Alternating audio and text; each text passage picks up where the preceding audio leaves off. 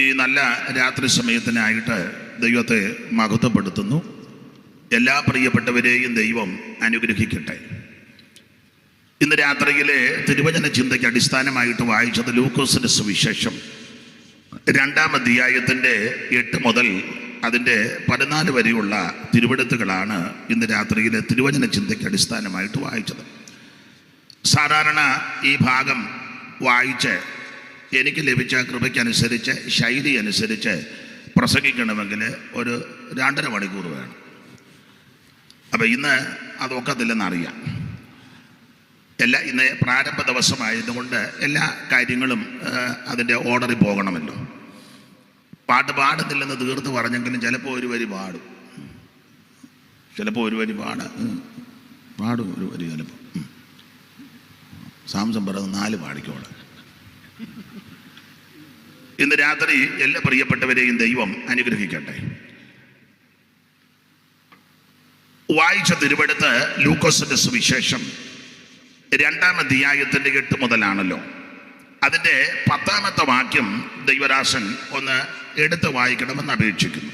ദൂതൻ അവരോട് ഭയപ്പെടേണ്ട, സർവ്വജനത്തിനും ഉണ്ടാകുവാനുള്ള മഹാസന്തോഷം ഞാൻ നിങ്ങളോട് സുവിശേഷിക്കുന്നു. ഈ ഭാഗം കർത്താവാകുന്ന യേശു ക്രിസ്തുവിന്റെ തിരുപ്പിറവിയോടുള്ള ബന്ധത്തിൽ നടന്ന ഒരു സംഭവമാണ് ഈ കണ്ണികയ്ക്കകത്ത്.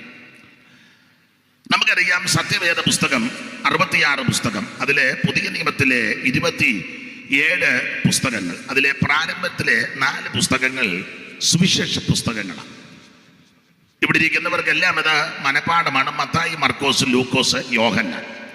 അപ്പോൾ സുവിശേഷം ഈ വിശ്വാസമാർഗത്തിൽ വന്ന ആ ആരംഭകാലത്ത് ധരിച്ചത് 4 സുവിശേഷം ഉണ്ടെന്ന്.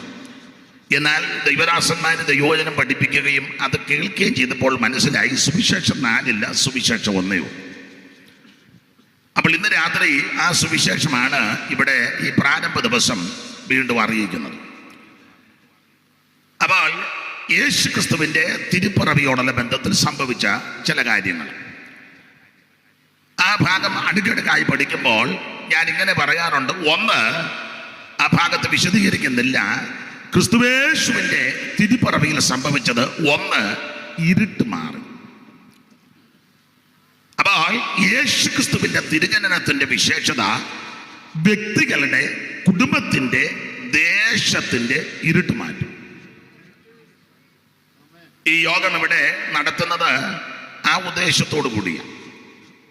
എന്ന് പറഞ്ഞാൽ ഈ ദേശത്തിന്റെ സ്ഥിതിക്ക് മാറ്റം വരണം. ഞാൻ വിശദീകരിക്കുന്നില്ല, നിങ്ങൾക്ക് എന്നേക്കാൾ അറിവും പരിജ്ഞാനമുള്ളവരാ, വിശേഷിച്ച് വചനത്തിനുമൊക്കെ. ഒന്ന്, ദേശത്തിന്റെ ഇരുട്ട് മാറ്റം. 2, ആ ഭാഗം ശരിക്ക് വായിക്കുമ്പോൾ അവിടെ ഒരു പദമുണ്ട്, സർവ്വജനത്തിനും ഉണ്ടാകുവാനുള്ള ഒരു മഹാസന്തോഷം. അപ്പോൾ യേശു ക്രിസ്തുവിന്റെ തിരുപ്പിറവി കൊണ്ട് മനുഷ്യ സമൂഹത്തിന്, മാനവരാശിക്ക് സന്തോഷം കൈവരും. സന്തോഷം കിട്ടാൻ മനുഷ്യൻ ധാരാളം കാര്യങ്ങൾ ചെയ്യാറുണ്ട്, പോകാറുണ്ട്, പ്രവർത്തിക്കാറുണ്ട്. എന്നാൽ ഇന്ന് രാത്രി യേശു ക്രിസ്തുവിനെ ഉള്ളത്തിൽ ഏറ്റെടുത്താൽ നിരാശ മാറി സന്തോഷമുണ്ടാകും. അപ്പൊ 1, ഇരുട്ട് മാറും. 2, സന്തോഷമുണ്ടാകും. 3, ആ ഭാഗത്ത് ഇങ്ങനെ ദൂതൻ പറയുകയാ അവരോട് ഭയപ്പെടേണ്ട. അങ്ങനെയെങ്കിൽ യേശു ക്രിസ്തുവിന്റെ തിരുപ്പിറവി കൊണ്ട് നമ്മുടെ ഭയം മാറും. പല വിഷയത്തിൽ ഭയമുള്ളവരെ ഇന്ന് രാത്രി ഇവിടെ ഇരിപ്പുണ്ട്. രോഗങ്ങളെ ഭയക്കുന്നവരുണ്ട്, പ്രകൃതി ശക്തികളെ ഭയക്കുന്നവരുണ്ട്, സമൂഹത്തെ ഭയപ്പെടുന്നവരുണ്ട്, ചുറ്റുപാടുകളെ ഭയപ്പെടുന്നവരുണ്ട്. എല്ലാവരും യോജിക്കത്തില്ല. ആഭിചാരത്തെ ഭയപ്പെടുന്നവരുണ്ട്. ഇന്ന് എന്നോടൊരാൾ പറഞ്ഞു, എനിക്ക് ഒന്നും പേടിയില്ല, പക്ഷെ എനിക്ക് പട്ടിയെ പേടിയാന്ന് പറഞ്ഞു. അപ്പോൾ രാവിലെ ഞാൻ ചന്ത വരെ പോയപ്പോൾ ഒരു സഹോദരനെ പട്ടി കടിച്ചു. അവൻ പറഞ്ഞു 14 കുത്ത് മുറിവുള്ള ഭാഗത്തേക്ക്. തന്നെയല്ലേ കുറേ പട്ടി ഇപ്പോൾ ഇറങ്ങിയിട്ടുണ്ട്. ഒരു തള്ള പറയുന്ന പട്ടിയെ ഒന്നും ചെയ്യരുതെന്ന്. അതവിടെ നിൽക്കട്ടെ. അപ്പോൾ അങ്ങനെയൊക്കെ ഒന്നല്ലെങ്കിൽ മറ്റൊന്നിനെ എല്ലാവരും ഭയപ്പെടുന്നവരാണ്. പിശാചിനെ പേടിക്കുന്നവരുണ്ട്, മരിച്ചുപോയവരെ പേടിക്കുന്നവരുണ്ട്. ഇതിനകത്തുമുണ്ട്. അതുകൊണ്ട് അമ്മച്ചി തന്നു അങ്ങനെയൊക്കെ പേടിക്കുന്നവരുണ്ട്. അപ്പോൾ പലവിധ ഭയം മനുഷ്യനുണ്ട്. അതുകൊണ്ട് ഇന്ന് രാത്രി വിശദീകരിക്കുന്നില്ല, എല്ലാം ഞാൻ തൊട്ട് പോവുക, വിശദീകരണത്തിലോട്ടൊന്നും പോകുന്നില്ല. യേശു ക്രിസ്തുവിന്റെ തിരുപ്പിറവിയാൽ നമ്മുടെ ഭയം മാറും. ഒന്ന്, ഇരുട്ട് മാറും. 2, സന്തോഷം ലഭിക്കും. 3, ഭയം മാറും. 4, ദൂതൻ അവിടെ പറയുന്നൊരു പദമുണ്ട്, നിങ്ങൾക്കൊരു രക്ഷിതാവ്. അപ്പോൾ ഇന്ന് രാത്രി യേശു ക്രിസ്തുവിന്റെ വിശേഷത നമ്മുടെ രക്ഷിതാവ്. എന്നെ ആരും രക്ഷിക്കാനില്ല, എനിക്ക് രക്ഷകനായിട്ട് ആരുമില്ല, ഞാൻ അനാഥനായ, എന്നെ ആർക്കും വേണ്ട, എന്നോട് തൃപ്തിയിൽ എന്തിനായി ഇങ്ങനെ ജീവിക്കുന്നത്? തലയെ കൈവച്ച് ശപിക്കുന്നവർ, തന്നെത്താൻ ശപിക്കുന്നവരുണ്ട്. അയ്യോ, ഞാൻ ജനിക്കേണ്ട ഒരു കാര്യവുമില്ല. പക്ഷെ ഇന്ന് രാത്രി ഓർപ്പിക്കട്ടെ, നിരാശപ്പെടരുത്, നിനക്കൊരു രക്ഷിതാവ്. ദൈവത്തിന്റെ മഹത്വം. ആ രക്ഷിതാവ് ഇന്ന് രാത്രി നമ്മുടെ നടുവിലുമുണ്ട്. അപ്പോൾ യേശു ക്രിസ്തുവിന്റെ തിരുപ്പിറവിയോടുള്ള ബന്ധത്തിൽ ഞാൻ 4 കാര്യം അവിടെ ഓർപ്പിച്ചത്. വായിച്ച വാക്യത്തോട് കൂറ് പുലർത്തേണ്ടത് കൊണ്ട് ഈ 4 കാര്യം. 1, ദൈവത്തിന്റെ മഹത്വം, പ്രൈസ് ദി ലോർഡ്. വായിക്കുന്നത് ഇരുട്ട് മാറുക. 2, സന്തോഷം ലഭിക്കും. 3, അവിടെ വായിക്കുന്നത് നമുക്കൊരു രക്ഷിതാവിനെ ലഭിച്ചിരിക്കുക. ദൈവത്തിന് സ്തോത്രം. ഇന്ന് രാത്രി ഈ അനുഭവങ്ങൾ പ്രാപിച്ച് വേണം ഇവിടുന്ന് എല്ലാവരും തിരിച്ചു പോകാൻ. ദൈവത്തിന് മഹത്വം. അതിന്റെ 10ാം വാക്യം ഒന്ന് എടുത്തു വായിക്കണമെന്ന് വീണ്ടും അപേക്ഷിക്കുന്നു. ആ 2:10. ദൂതൻ അവരോട്, ഭയപ്പെടേണ്ട, സർവ്വജനത്തിനും ഉണ്ടാവാനുള്ള ഒരു മഹാസന്തോഷം ഞാൻ നിങ്ങളോട് സുവിശേഷിക്കുന്നു. അപ്പൊ ശ്രദ്ധിക്കുക, നമ്മുടെ ഇരുട്ട് മാറ്റുന്ന മാർഗമാണ്, സന്തോഷം തരുന്ന മാർഗമാണ്, ഭയം മാറ്റുന്ന മാർഗമാണ് നമുക്കൊരു രക്ഷിതാവും. അതിനോടുള്ള ബന്ധത്തിൽ 10ാം വാക്യത്തെ പറയുക, ദൂതൻ അവരോട് ഭയപ്പെടേണ്ട, സർവ്വജനത്തിനും ഉണ്ടാവാനുള്ള ഒരു മഹാസന്തോഷം ഞാൻ നിങ്ങളോട് സുവിശേഷിക്കുന്നു. ഇന്ന് രാത്രി ഒരു കാര്യം കൂടെ പറയാം. യേശു ക്രിസ്തുവിന്റെ ജനനം എല്ലാവരുടെയും ജനനം പോലല്ല. എല്ലാവരുടെയും ജനന നിലയിലല്ല യേശു ജനിച്ചിരിക്കുന്നത്. വിശദീകരണത്തിലേക്ക് പോകുന്നില്ല. ഈ ഭാഗത്ത് ക്രിസ്തുയേശുവിന്റെ ജനനത്തിന്റെ ഒരു വിശേഷത, ഈ ഭൂമിയിലേക്ക് അവിടുന്ന് ജനിച്ചപ്പോൾ സ്വർഗത്തിലെ ദൈവം ആ ജനന വിവരം അറിയിക്കാൻ ആദ്യം ഒരു ദൂതനെ അങ്ങോട്ട് വിട്ടത്. ഒരു ദൂതനെ. ആ 8ാം വാക്യം ദൈവദാസനെ ഒന്നുകൂടെ വായിക്കാം. 8. അന്ന് ആ പ്രദേശത്ത് ഇടയന്മാർ രാത്രിയിൽ ആട്ടിൻകൂട്ടത്തെ കാവൽ കാത്ത് വെളിയിൽ പാർത്തിരുന്നു. അടുത്തത്, അപ്പോൾ കർത്താവിന്റെ ഒരു ദൂതൻ അവരുടെ അരികെ നിന്നു. വായിക്കാം. കർത്താവിന്റെ തേജസ് അവരെ ചുറ്റുമിന്നി, പിന്നെ അവർ ഭയപരവശരായി തീർന്നു. ദൂതൻ അവരോട്, ഏകവചനമാ, ദൂതൻ അവരോട്. അപ്പൊ ശ്രദ്ധിക്കുക, യേശു ക്രിസ്തുവിന്റെ തിരുപ്പിറവി എല്ലാവരുടെയും ജനനം പോലല്ല. ക്രിസ്തുയേശുവിന്റെ ജനനത്തിന് ധാരാളം വിശേഷതകളുണ്ട്. കൊരിന്ത്യലേഖനത്തിൽ പൗലോസ് കൊടുത്തിരിക്കുന്ന പ്രയോഗം, യേശു ക്രിസ്തു തിരുവെടുത്ത് പറഞ്ഞതുപോലെ മരിച്ച് അടക്കപ്പെട്ട് തിരുവെടുത്ത് പറഞ്ഞതുപോലെ ഉയർത്തുന്ന, അങ്ങനെ അല്പം കൂടെ ചേർത്ത് ചിന്തിക്കുന്നതല്ല, തിരുവെടുത്ത് പറഞ്ഞതുപോലെ അവിടുന്ന് ജനിച്ചത്. ആ ഭാഗത്തേക്ക് വരുന്നുണ്ട്. അപ്പോൾ എല്ലാവരുടെയും ജനനം പോലല്ല യേശു ക്രിസ്തുവിന്റെ ജനനം. എന്താ ജനനത്തിന്റെ വിശേഷത? ഈ ഭാഗത്ത് കൊടുത്തിരിക്കുന്നത്, അവിടുന്ന് ഈ ഭൂമിയിലേക്ക് ജനിച്ചപ്പോൾ സ്വർഗത്തിലെ ദൈവം ഈ ജനന വാർത്ത അറിയിക്കാൻ ഒരു ദൂതനെ ആദ്യം വിട്ടു. ഞാൻ നിങ്ങൾ ഇവിടെ ജനിച്ചു, ഏത് ദൂതനാ പറഞ്ഞു? അല്ല, ഉന്നതന്മാരൊക്കെ ഇവിടെ ജനിച്ചിട്ടുണ്ട്. ഏതേലും വ്യക്തികൾ ജനിച്ച കൂട്ടത്തിൽ ദൂതനം വന്ന് പറഞ്ഞു. ഇവിടെ പ്രഗത്ഭന്മാരും മിടുക്കന്മാരും ഒക്കെ വന്ന് ജനിച്ചത്. അസമർത്ഥനായ സീസറും പ്രശസ്തനായ ഹോമറും സമത്വമറ്റ സോളമൻ തുടങ്ങിയുള്ള ആ പ്രമുഖന്മാരെല്ലാം ഇവിടെ ജനിച്ചു. മറനേതാക്കന്മാർ, പണ്ഡിത ശിരോമണികൾ, മാത്രമല്ല രാജാക്കന്മാര്, മന്ത്രിമുഖവന്മാർ എന്ന് വേണ്ട ഓരോ നിലകളിൽപ്പെട്ടവർ, ഉന്നതന്മാര് ജനിച്ച ലോകമാണ്. പക്ഷെ ഇവരുടെ ആരുടെ ജനനത്തിൽ അവൻ ദൈവം ദൂതനെ വിട്ട് ഇങ്ങനെ പറയിപ്പിച്ചിട്ടില്ല. എന്നാൽ യേശു ക്രിസ്തുവിന്റെ തിരുപ്പിറവി നടക്കുമ്പോൾ സ്വർഗത്തിലെ ദൈവം ഒരു ദൂതനെ ആദ്യം വിട്ടു. ഈ ദൂതൻ എന്ന് പറഞ്ഞാൽ ഭയങ്കര ശക്തിയും കരുത്തുമാണ്. അങ്ങനെയാണ് നമ്മൾ വായിക്കുന്നത്. ശക്തിയും ബലവുമേറിയ ദൂതന്മാർ. അല്ല, നമ്മളെ പോലെ ചളങ്ങിയിരിക്കുന്ന ഒന്നുമല്ല. ആ നോട്ടോ ഇരിപ്പും ഒക്കെ കണ്ടിട്ട് ദൂതന്മാർക്ക് ശക്തിയുണ്ട്. നമുക്കറിയാമല്ലോ തെളിവ്. ദൈവം ഒരു ദൂതനോട് ഒരിക്കൽ പറഞ്ഞു അശൂർ പാളയത്തിലോട്ട് പോകാൻ. ചെന്ന് 1,85,000. അറിയാമല്ലോ, വിവരിക്കുന്നില്ല. കൺവെൻഷൻ ആയതുകൊണ്ട് എല്ലാം ഒന്നും മൈക്ക് കൂടെ പറയാനും ഒക്കത്തില്ല. വേറൊരിക്കൽ ദൈവം ഒരു ദൂതനെ വിട്ടു, പറഞ്ഞു പീറ്റർ അവിടെ കാരാഗൃഹത്തില്ല, വെളിയിലിറക്കണം. ദൂതൻ വന്ന് പീറ്റർ കിടന്നെടുത്ത് വന്നു. 1-ാം കാവലും 2-ാം കാവലും ഇരുമ്പ് വാതിൽ സ്വതവേ തുറന്നു. ദൂതനും പീറ്ററും കൊണ്ട് വെളിയിലിറങ്ങി. പീറ്റർ പ്രാർത്ഥിക്കുന്നിടത്തോട്ട് പോയി, ദൂതൻ പാലസിലോട്ടും പോയി. അവിടെ ഒരു ചെറിയ ശുശ്രൂഷ വിശദീകരിക്കുന്നില്ല. അപ്പോൾ ഇങ്ങനെയുള്ള ദൂതന്മാരെ ആ ദൈവം നമുക്ക് കാവലായി തന്നിരിക്കുന്നത്. ദാനിയേൽ സിംഹ ഗുഹയിൽ കിടക്കുക, ദൈവം ദൂതനെ അവിടെ ഇറക്കി. ദാനിയേൽ പിറ്റേന്ന് പറയുന്നുണ്ടല്ലോ, രാജാവേ, സിംഹങ്ങൾ എനിക്ക് കേടുവരുത്താതിരിക്കേണ്ടതിന് എന്റെ ദൈവം തന്റെ ദൂതനെ വിട്ടു, സിംഹത്തിന്റെ വായടച്ചു. ഇങ്ങനെ ശക്തിയുള്ള ബലമേറിയ ദൈവദൂതന്മാര് സങ്കീർത്തനത്തിൽ വായിക്കുന്നത് ദൈവത്തിന്റെ രഥങ്ങൾ കോടി കോടിയും 1000-1000-ആണ്. അങ്ങനെയെങ്കിൽ ഇന്ന് രാത്രി അങ്ങനെയുള്ള ദൂതന്മാർ കോടിക്കണക്കിനാണ്. അതിൽ ഒരു ദൂതനെ വിളിച്ചേച്ച് ദൈവം പറഞ്ഞു അങ്ങോട്ട് എല്ലാം പറഞ്ഞു. അപ്പൊ യേശു ക്രിസ്തുവിന്റെ ജനന വാർത്ത അറിയിക്കാൻ ആദ്യം ഒരു ദൂതനെ ദൈവം അയച്ചു. നിങ്ങൾ ആ ഭാഗം പഠിക്കുമ്പോൾ അറിയാം, ഈ ഒരു ദൂതൻ വന്ന് ആട്ടിടയന്മാരോട് ഈ വസ്തുതയെല്ലാം കൂടെ അറിയിച്ചുകൊണ്ടിരിക്കുമ്പോൾ ദൂതന്മാരുടെ ഒരു സംഘം വീണ്ടും വരിക. 13-ാം വാക്യം വായിക്കാം. 13. പെട്ടെന്ന് സ്വർഗീയ സൈന്യത്തിന്റെ ഒരു സംഘം, പെട്ടെന്ന് സ്വർഗീയ സൈന്യത്തിന്റെ ഒരു സംഘം ദൂതനോട് ചേർന്ന്, അവിടെ എത്ര ദൂതന്മാരുണ്ടെന്ന് എഴുതിയിട്ടില്ല, ഒരു സംഘമെന്ന. ആദ്യം വന്നത് ഒരു ദൂതൻ ഈ ജനന വാർത്ത അറിയിക്കാൻ. അല്പം കഴിഞ്ഞപ്പോൾ ഈ ദൂതൻ ഇത് അറിയിച്ചുകൊണ്ടിരിക്കുമ്പോൾ സ്വർഗത്തിലെ ഒരു വലിയ സംഘം ഇങ്ങോട്ട് വന്നു. ഈ സംഘം അങ്ങോട്ട് വന്ന് ഈ ആദ്യം വന്ന ദൂതനോട് ചേർന്ന്, അങ്ങനെ എഴുതിയേക്കുന്നത് വായിച്ചു. ഒരു സംഘം ദൂതനോട് ചേർന്ന് ദൈവത്തെ പുകഴ്ത്തി. അപ്പൊ ദൈവത്തെ പുകഴ്ത്തുമ്പോ ഇങ്ങനെയൊക്കെയാ പുകഴ്ത്തേണ്ടത്. ദൈവത്തിന് മഹത്വം. ഞാൻ വിശദാംശങ്ങളിലേക്കൊന്നും പോകുന്നില്ല. അപ്പോൾ ഇങ്ങനെ ഒരു ജനനം ആരുടെയും നടന്നിട്ടില്ല. എങ്ങനെ? ഒരു ദൂതനെ വിട്ടത് പറയിച്ചുകൊണ്ടിരിക്കുമ്പോൾ ഒരു സംഘം ദൂതന്മാർ, എൻ്റെ ഭാഷയെ പറഞ്ഞാൽ ആ ജനിച്ച സ്ഥലത്തിന് മുകളിലായിട്ട് ആകാശമണ്ഡലം മുഴുവൻ ദൂതന്മാരുടെ സംഘമാണ്. അതാണ് യേശുവിന്റെ ജനനത്തിന്റെ ഒരു വിശേഷത. എല്ലാ ഭാഗത്തേക്കും പോകുന്നില്ല. അപ്പോൾ ഇന്ന് രാത്രി ഓർപ്പിക്കട്ടെ ഈ ക്രിസ്തുയേശുവിന്റെ തിരുപ്പറവി. എന്നിട്ട് ദൂതൻ പറയുന്ന ഭാഗമാണ് 10-ാം വാക്യം. സർവ്വജനത്തിനും ഉണ്ടാകുവാനുള്ള ഒരു മഹാ സന്തോഷം. ഒന്നുകൂടെ വായിച്ചേ 10-ാം വാക്യം.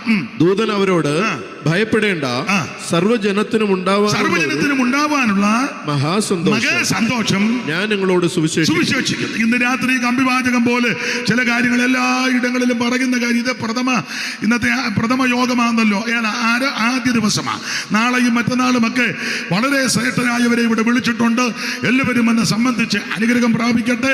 ദേശത്തിന് അനുഗ്രഹമായിട്ട് ഇത് ആദ്യ ദിവസമായതുകൊണ്ട് ഇന്ന് രാത്രി ലളിതമായിട്ട് എല്ലായിടത്തും പറയുന്ന കാര്യമാണ്. സുവിശേഷത്തെ പറ്റി അല്പകാര്യം എന്ന് പറയാം, അറിവുള്ള കാര്യമാണ്. ഇന്ന് ഞാനിത് പറയുമ്പോൾ നിങ്ങൾ ചിന്തിക്കും, ഓ ഇത് പറയാനാണോ ഇയാൾ താമസിച്ച് ഇങ്ങോട്ട് വന്നത്? ഇത് പറയാനായിരുന്നെങ്കിൽ ജിജോ പാസ്റ്റം പറഞ്ഞാലും വായിച്ച കർത്തൃദാസനും സാംസനും ഒക്കെ പറഞ്ഞാൽ അവർക്കുമൊക്കെ അറിയാമായിരുന്നു. ഇത് പറയാനാണോ ഇത്ര താമസിച്ച് വന്നത് എന്ന് നിങ്ങൾ ചിലപ്പോൾ പറഞ്ഞില്ലേലും ഹൃദയത്തിലെങ്കിലും ചിന്തിക്കും. എന്നാലും ഇന്ന് രാത്രി എന്തോ ചിന്തിച്ചാലും നമുക്ക് ചില കാര്യം ഒന്ന് ചിന്തിക്കാം. കർത്താവിന് മഹത്വം. അതുകൊണ്ട് ഇന്ന് രാത്രി എന്നെ കേൾക്കുന്ന പ്രിയരെ ശാന്തമായിട്ട് ചിന്തിക്കുക. സർവ്വജനത്തിനും ഉണ്ടാകുവാനുള്ള ഒരു മഹാ സന്തോഷം ഞാൻ നിങ്ങളോട് സുവിശേഷിക്കുന്നു. അതുകൊണ്ട് ഇന്ന് രാത്രി ഓരോരോ തലക്കെട്ടുകളായിട്ടാണ് ഇന്ന് രാത്രി ഓർപ്പിക്കട്ടെ. സുവിശേഷം എന്താ? ഈ സുവിശേഷം എന്താണ്? സുവിശേഷം ഈ യോഗം കഴിഞ്ഞ് അങ്ങോട്ട് പോകുമ്പോൾ ആരെല്ലാം ചോദിക്കുക എവിടെ പോയി?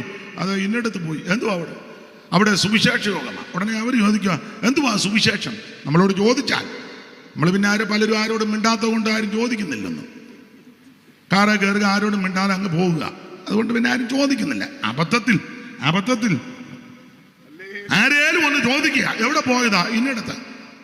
ആ ഷൈനി സിസ്റ്ററും കുടുംബവും അവിടെ സുവിശേഷ യോഗം നടത്തും. ഉടനെ അവർ ചോദിക്കുക എന്തുവാ സുവിശേഷം? ഉടനെ നമ്മുടെ മറുപടി ഇത്ര നാളായിട്ട് അറിയാൻ മേലേ. അതാണോ അതിന്റെ മറുപടി? അല്ല, അവർ ന്യായമായി ചോദിക്കുക എന്താണ്? നിങ്ങൾ വർത്താനം പറയുക സുവിശേഷം എന്നാന്ന് പുള്ളിക്കാരിയോട്. ഇവിടെ ഞാനല്ലയോ പറഞ്ഞുകൊണ്ടിരിക്കുന്നത്? എന്നാ പറഞ്ഞു കൊടുക്കും മോളെ. അപ്പൊ ശ്രദ്ധിക്കുക, ഇടക്കിടക്ക് ഞാൻ നോക്കും. പിന്നെ അപ്പൊ എന്താണ് സുവിശേഷം എന്ന് ചോദിച്ചാൽ ഒന്ന് നമ്മൾ പറയുക സുവിശേഷം അറിയാൻ മേലെ. ഇല്ല, അതെന്നാ? എവിടെ വീട്? പന്തളത്തായിട്ട് അറിയാൻ മേല. ഇവിടെ ഈ പന്തളം മത്തായിച്ചല്ലയോ ആദ്യം ആല് നിൽക്കുന്നതിലെ. പിന്നെ ഇവിടെ വന്ന് പ്രാപിച്ചില്ല, അങ്ങ് പരണീത്ത് പോയ പ്രാപിച്ചു. ഇവിടെ വന്ന് പുള്ളി ശക്തിപ്പെട്ടില്ല, നേരെ അങ്ങ് പോയി. അപ്പൊ ആരെങ്കിലും വന്ന് ചോദിക്കുക എന്താ സുവിശേഷം, അപ്പൊ അതിന് നമ്മൾ ന്യായമായ മറുപടി പറയണം. മറുപടി പറയാൻ നമുക്ക് വ്യവസ്ഥയുണ്ട്. ഉടക്കുണ്ടാക്കരുത്, അലോഗ്യമുണ്ടാക്കരുത്, വഴക്കുണ്ടാക്കരുത്, തർക്കിക്കരുത്. പിന്നെ എങ്ങനെയാ മറുപടി? വായിച്ച് അറിവുള്ള വാക്യം ആ കർത്തൃദാസനെ ഒന്ന് വായിച്ച് പത്രോസിന്റെ 1-ാം ലേഖനം 3-ാം അധ്യായത്തിന്റെ 15-ാമത്തെ തിരുവെടുത്ത് ഒന്ന് വായിച്ച്. ഏതായാലും ദൈവദാസൻ എനിക്ക് വായിച്ചു തരുന്നതിന് ഒത്തിരി അഭിനന്ദിക്കും. ഈ അടുത്ത കാലത്ത് ആരും വായിച്ചു തരികയില്ല. വായിച്ചോ, പത്രോസിന്റെ 1-ാം ലേഖനം 3-ാം അധ്യായത്തിന്റെ 15-ാം വാക്യം. നിങ്ങളിലുള്ള പ്രത്യാശയെക്കുറിച്ച് ന്യായം ചോദിക്കുന്ന, തർക്കിക്കാനൊന്നുമില്ല, ഉടക്കാനില്ല, ബഹളം ഉണ്ടാക്കാനില്ല, ന്യായം ചോദിക്കുകയാണെങ്കിൽ. ഇപ്പൊ എല്ലായിടത്തും കണ്ണനാണ്. കണ്ണനത്തിൽ തുടങ്ങി അവസാനം പിന്നെ വേറെയൊക്കെയാ പറയുന്നത്. നിന്റെ കുടുംബചരിത്രം എന്നെ കൊണ്ട് ഇത് കണ്ണനത്തിൽ തുടങ്ങിയതാണ്. അന്യഭാഷ നിന്നോ നിന്നില്ലയോ, അല്ലെ ശരിയോ തെറ്റോ, ഇതിലാ തുടങ്ങുന്നത്. അവസാനം ജയം കിട്ടാതെ വരുമ്പോൾ പറയാം നിന്റെ പഴയ ചരിത്രമൊന്നും എന്നെ കൊണ്ട്. ഇതൊക്കെ ഇപ്പോഴത്തെ കണ്ണൻ ആടെ ഒന്നും വിവരിക്കുന്നില്ല. അപ്പൊ അതുകൊണ്ട് തർക്കിക്കാനും കണ്ണിക്കാനും വാദിക്കാനും ഒന്നും ഇപ്പൊ ആളല്ല. ന്യായമായിട്ട് അറിയാനുള്ള ആഗ്രഹത്തോടെ, കേൾക്കാനുള്ള താല്പര്യത്തോടെ ആരെങ്കിലും ചോദിച്ചാൽ അത് മറുപടി നമ്മൾ പറയാം, ബാധ്യസ്ഥരാ. അപ്പൊ എങ്ങനെയാ മറുപടി പറയേണ്ടത്? ഒന്നുകൂടെ വായിച്ചോ, 3:15. നിങ്ങളിലുള്ള പ്രത്യാശയെക്കുറിച്ച് ന്യായം ചോദിക്കുന്ന ഏവനോടും സൗമ്യതയും ഭയഭക്തിയും പൂണ്ട് പ്രതിവാദം പറവാൻ എപ്പോഴും ഒരുങ്ങിയിരിക്കണം. ഏത് അർദ്ധരാത്രി, എന്റെ ഭാഷ, ഏത് നട്ടപ്പാതിരായ്ക്ക് വിളിച്ചു ചോദിച്ചാലും നമ്മൾ ഇത് മറുപടി പറയണം. വിശദീകരിക്കുന്നില്ല, ഓടിച്ചു പോകുക. അപ്പൊ ഇന്ന് രാത്രി ഓർപ്പിക്കട്ടെ, എന്താണ് സുവിശേഷം? ആരെങ്കിലും ചോദിച്ചാൽ നമ്മൾ അതിന് മറുപടി പറയണം. അപ്പൊ ഇത് മറുപടി പറയുന്നതിന് മുമ്പ് സുവിശേഷം എന്തല്ല? ഒന്ന്, മതം മാറ്റമല്ല. ഇത് മതം മാറ്റി, ഇത് മതപ്രസംഗമല്ലല്ലോ. ഇത് green Valley international charitable ministry ഒരുക്കുന്ന 2ാമത് തിരുവചനോത്സവം അല്ലേ? തിരുവചനോത്സവം, മതപ്രസംഗമല്ല. മതപ്രസംഗത്തിനായി എന്നെ വിളിച്ചെങ്കിൽ ഞാൻ വരത്തുമില്ല, എനിക്ക് അറിയത്തുമില്ല, ഞാൻ മതത്തിന്റെ ആളുമല്ല. അപ്പൊ ഇന്ന് രാത്രി ഇവിടെ ദൈവവചനമാണ് പറയുന്നത്, സുവിശേഷമാണ്. അപ്പോൾ ഇത് സുവിശേഷം എന്ന് പറഞ്ഞാൽ മതം മാറ്റമല്ല. ഒരു തള്ള നെടുക നടന്ന് പറയാ മതം മാറ്റമാണ്. പോട്ടെ. അയ്യോ, ഇത് മതം ഞാൻ ഇന്ന് വരെ ആരോടും മതം മാറാൻ പറഞ്ഞിട്ടില്ല, പറയത്തുമില്ല. നിങ്ങൾ ഇന്ന മതം വിട്ട് ചിന്ന മതത്തിലോട്ട് കയറുന്ന ഞാൻ ആരോടും പറഞ്ഞിട്ടില്ല. ഇത് മതം മാറ്റമല്ല സുവിശേഷം. പിന്നെ സംഘടന മാറുന്നതുമല്ല സുവിശേഷം. പിന്നെ സഭ മാറുന്നതുമല്ല സുവിശേഷം. സ്തോത്രം. 4, ജാതി സ്പർദ്ധ വർദ്ധിപ്പിക്കുന്ന നല്ല സുവിശേഷം. 5, അപരന്റെ പെടലിയെടുക്കാൻ പ്രേരണ കൊടുക്കുന്ന പ്രസംഗമോ ആശയമോ അല്ല സുവിശേഷം. ഇങ്ങനെ പറഞ്ഞാൽ വെളുക്കുപോലും പറയാനുണ്ട്. എന്നാൽ എന്താണ് സുവിശേഷം? ഒറ്റ വാക്കിൽ എന്നെ കേൾക്കുന്ന ബഹുമാന്യരെ, ശ്രോതാക്കളെ, നാട്ടുകാരെ, ശബ്ദപരിധിയിൽ കേൾക്കുന്ന മാന്യമിത്രമേ, ഇന്ന് രാത്രി ഓർപ്പിക്കട്ടെ, എന്താണ് സുവിശേഷം? അത് വചനത്തിൽ വായിച്ചോ. തിമോത്തിയോസിന്റെ 2-ാം ലേഖനം 2-ാം അധ്യായത്തിന്റെ 8-ാം വാക്യം. അറിവുള്ള വാക്യമാ, എങ്കിലും ഒന്ന് വായിച്ചോ. ഈ വായിപ്പിക്കുന്നത് എന്തിനാന്ന് ചോദിച്ചാൽ പറയുന്നതൊക്കെ ഇതിനകത്തുള്ളതായി പറയുന്നത് അറിയാനാ വായിപ്പിക്കുന്നത്. ഇല്ലെങ്കിൽ എടുക്കുന്ന വിഷയത്തോട് ബന്ധപ്പെട്ട് ചില വാക്യമൊക്കെ മനഃപാഠമാണ്. എന്നാൽ ഇത് വായിപ്പിക്കുന്നത് ഈ പറയുന്നതല്ല ഈ തിരുവചനത്തിനകത്ത് ഉള്ളതാ. വായിച്ചു, തിമോത്തിയോസിന്റെ 2-ാം ലേഖനം 2-ാം അധ്യായത്തിന്റെ 8-ാം വാക്യം. ദാവീദിന്റെ സന്തതിയായി ജനിച്ച് മരിച്ചിട്ട് ഉയർത്തെഴുന്നേറ്റിരിക്കുന്ന യേശുക്രിസ്തുവിനെ ഓർത്തുകൊള്ളുക, അതാകുന്നു എന്റെ സുവിശേഷം. ഇന്ന് രാത്രി എന്നെ കേൾക്കുന്ന പ്രിയരെ, എന്താണ് സുവിശേഷം? ആമേൻ. ദാവീദിന്റെ സന്തതിയായി ജനിച്ചു മരിച്ചിട്ട് ഉയർത്തെഴുന്നേറ്റ യേശുക്രിസ്തു, അതാ സുവിശേഷം. വിശദീകരിക്കുന്നില്ല. കർത്താവിന്റെ മഹത്വം. സുവിശേഷം എന്തുവാ? യേശുക്രിസ്തു. ഒരല്പം കൂടെ തെളിച്ച് പറഞ്ഞാൽ കൊരിന്ത്യർക്ക് എഴുതിയ 1-ാം ലേഖനം 15-ാം അധ്യായത്തിന്റെ 3-ാമത്തെ വാക്യം കൂടി ഇതിനോട് ചേർത്ത് ഒന്ന് വായിക്കുന്നത് ഉചിതമാണ്. ഒരല്പം തെളിച്ച് പറഞ്ഞാൽ കൊരിന്ത്യർക്ക് എഴുതിയ 1-ാം ലേഖനം 15-ാം അധ്യായത്തിന്റെ 3 മുതലുള്ള തിരുവെഴുത്ത് ഒന്ന് വായിച്ച് ഒന്ന് സഹായിച്ചാട്ടെ. ക്രിസ്തു നമ്മുടെ പാപങ്ങൾക്ക് വേണ്ടി തിരുവെഴുത്തുകളിൻ പ്രകാരം മരിച്ചടക്കപ്പെട്ട എന്നിട്ട് തിരുവെഴുത്തുകളിൻ പ്രകാരം മൂന്നാം നാൾ ഉയർത്തെഴുന്നേറ്റു. ദൈവത്തിന് മതി. ഇതാണ് സുവിശേഷം. യേശുക്രിസ്തുവിന്റെ ജനനം, യേശുക്രിസ്തുവിന്റെ മരണം, യേശുക്രിസ്തുവിന്റെ അടക്കം, യേശുക്രിസ്തുവിന്റെ ഉയർപ്പ്. ഇതാ സുവിശേഷം. അല്ലാതെ മതം മാറ്റവും സഭമാറ്റവും ഒന്നുമല്ല. യേശുക്രിസ്തുവിന്റെ ജനനം, യേശുക്രിസ്തുവിന്റെ മരണം, യേശുക്രിസ്തുവിന്റെ അടക്കം, യേശുക്രിസ്തുവിന്റെ ഉയർപ്പ്. വിശദീകരിക്കുന്നില്ല. നാളെയും മറ്റന്നാളും ഒക്കെ ഇന്നിപ്പോൾ ആരംഭ ദിവസമായതുകൊണ്ട് എല്ലാ കാര്യവും ചിലപ്പോൾ അല്പം താമസിച്ചായിരിക്കും തുടങ്ങിയത്. തന്നെയല്ല ഉദ്ഘാടനം അധികമൊന്നും സമയമെടുത്തില്ലെന്ന് ഞാൻ അറിഞ്ഞു. പിന്നെ ബഹുമാന്യ കർത്തദാസന്റെ സാക്ഷ്യം. അപ്പോൾ ഇത് ആരംഭ ദിവസമായിട്ട് ഇങ്ങനെയൊക്കെ ഒക്കുള്ളൂ. ആരുടെയും കുഴപ്പമൊന്നുമില്ല. നാളെയും മറ്റന്നാളും ഒക്കെ ഇങ്ങനത്തെ പരിപാടി ഇല്ലാത്തത് കൊണ്ട് വരുന്നവർക്ക് ഇച്ചിരി കൂടെ സമയം ലഭിക്കും. അപ്പോൾ അവരത് വിശദമായിട്ട് പറയും. ചിലപ്പം വരുന്നവർ ചോദിക്കും, പുള്ളി ഇന്നലെ എന്നാ പറഞ്ഞേച്ച് പോയത്. അപ്പം ചിലപ്പോൾ ഇത് കണ്ടുകൊണ്ടിരിക്കുകയായിരിക്കും. അപ്പം അതുകൊണ്ട് അവര് പിന്നാലെ വരുന്നവര് അതെല്ലാം അത് ക്രമത്താലെ അതൊക്കെ കഴിവുള്ളവരായി വരുന്നത്, ഏതായാലും കഴിവുള്ളവരെയായി വിളിച്ചേക്കുന്നത്, ഞാൻ ഒഴികെ. ദൈവത്തിന് മഹത്വം. അപ്പോൾ ഇന്ന് രാത്രി ഒരു കാര്യം ഉറപ്പിക്കട്ടെ. എന്താണ് സുവിശേഷം? സുവിശേഷം യേശുക്രിസ്തു. ഓടിച്ച് പോകുകയാ. രണ്ടാമത്തെ തലക്കെട്ട്. എല്ലാവരും ശ്രദ്ധിക്കണേ, ഉറങ്ങരുത്. വർത്താനമൊന്നും വണ്ടിയുടെ അവിടെ ഇങ്ങോട്ട് കയറി ഇവിടെ കസാരയില്ല, എല്ലാം പമ്മി നിൽക്കും. കുഴപ്പമില്ല, അവിടെ ഓടി പോകരുത്, അവിടെ നിൽക്കേ. അപ്പൊ ഈ ശ്രദ്ധിക്കുക, എന്താണ് സുവിശേഷം? സുവിശേഷം യേശുക്രിസ്തു. രണ്ടാമത്തെ തലക്കെട്ട്. എന്തിനാ സുവിശേഷം? എന്തിനാ സുവിശേഷം? ചിലർ ചിന്തിക്കുന്നത് ഒരു ഷൈനിയും ബാബുവും കൂടെ വന്ന് ചാടിയിട്ടുണ്ട്, വീടും വെച്ച് കണ്ടമാനം കാശ് കിട്ടുന്ന തെള്ളുന്നത് കൊണ്ട്. അയ്യോ, കാശ് കിടന്ന് തെള്ളുന്നത് കൊണ്ടല്ല. പിന്നെ എന്തിനായി സുവിശേഷം? വായിച്ചോ. സുവിശേഷം എന്തിനാന്ന് ചോദിച്ചാൽ അവൻ സകല മനുഷ്യനും രക്ഷപ്പെടാൻ. തീത്തോസിന്റെ ലേഖനം 2-ാം അധ്യായത്തിന്റെ 11-ാമത്തെ തിരുവെടുത്ത് അറിവുള്ള വാക്യം. ഒന്നുകൂടെ ഒന്ന് വായിച്ചോ. തീത്തോസിന്റെ ലേഖനം 2-ാം അധ്യായത്തിന്റെ 11-ാമത്തെ തിരുവെടുത്ത്. സകല മനുഷ്യർക്കും രക്ഷാകരമായ ദൈവകൃപ ഉദിച്ചുവല്ലോ. സഹോദരിമാര് വായിച്ചു, അതിന് കുഴപ്പമില്ല. പാസ് വായിച്ചോ, മൈക്കിൽ കൂടെ. അത് മൂപ്പ എന്നാലും വായിച്ചോ. സകല മനുഷ്യർക്കും രക്ഷാകരമായ ദൈവകൃപ കുതിച്ചുവല്ലോ. നാം ഭാഗ്യകരമായ പ്രത്യാശയ്ക്കായിട്ടും മഹാദൈവവും നമ്മുടെ രക്ഷിതാവുമായ യേശുക്രിസ്തുവിന്റെ തേജസ്സിന്റെ പ്രത്യക്ഷതയ്ക്കായിട്ട് കാത്തും കൊണ്ട് ഭക്തികേടും പ്രപഞ്ചഭോഗങ്ങളും വർജിച്ചിട്ട് ഈ ലോകത്തിൽ സുബോധത്തോടും നീതിയോടും ദൈവഭക്തിയോടും കൂടെ ജീവിച്ചു പോരേണ്ടതിന് അത് നമ്മെ ശിക്ഷിച്ചു വളർത്തുന്നു. ഈ വാക്യത്തെ തന്നെ നിന്ന് പറയാൻ സമയമെടുക്കും. വിശദീകരിക്കുന്നില്ല. ഇന്ന് ഈ ഞാൻ എപ്പോഴും പറയും, ഇന്ന് പ്രൈവറ്റ് ബസ് പോകുന്നത് പോലെ പെട്ടെന്ന് ബെല്ലടിച്ച് പോകാം. സ്റ്റോപ്പിൽ അധികം നിർത്തുന്നില്ല. കണ്ടിട്ടില്ല?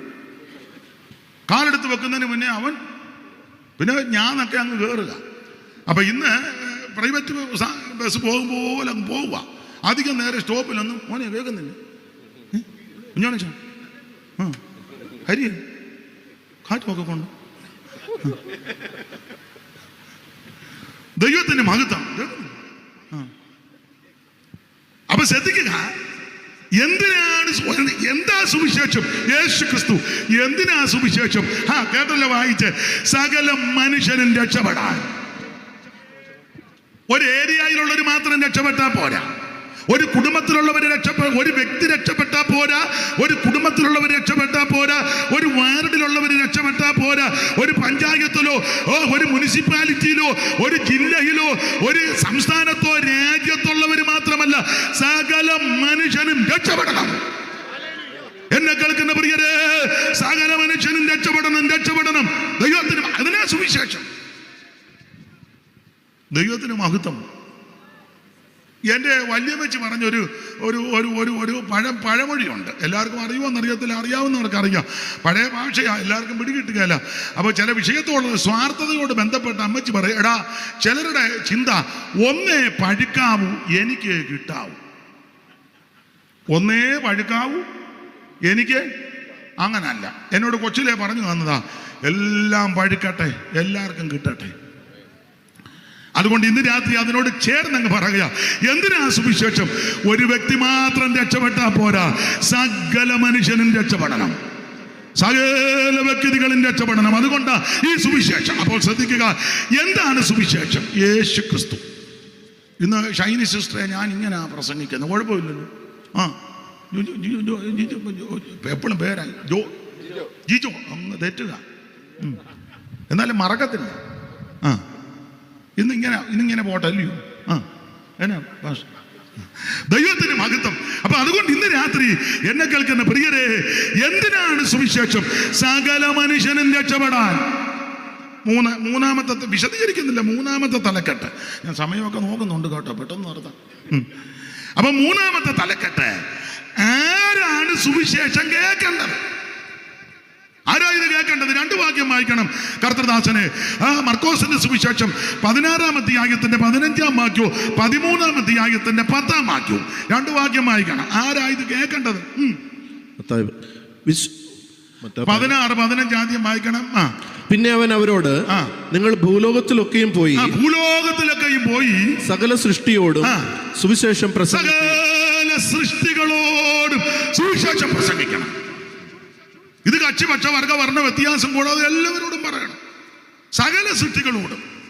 അടുത്തൊരു പദമുണ്ട്, സകല ജാതികളോടും. 13-10 മർക്കോസിന്റെ സുവിശേഷം തന്നെ 13-ാം അധ്യായത്തിന്റെ 10-ാം വാക്യം. പെട്ടെന്ന് 13-10. ദൈവത്തിന് മഹത്വം.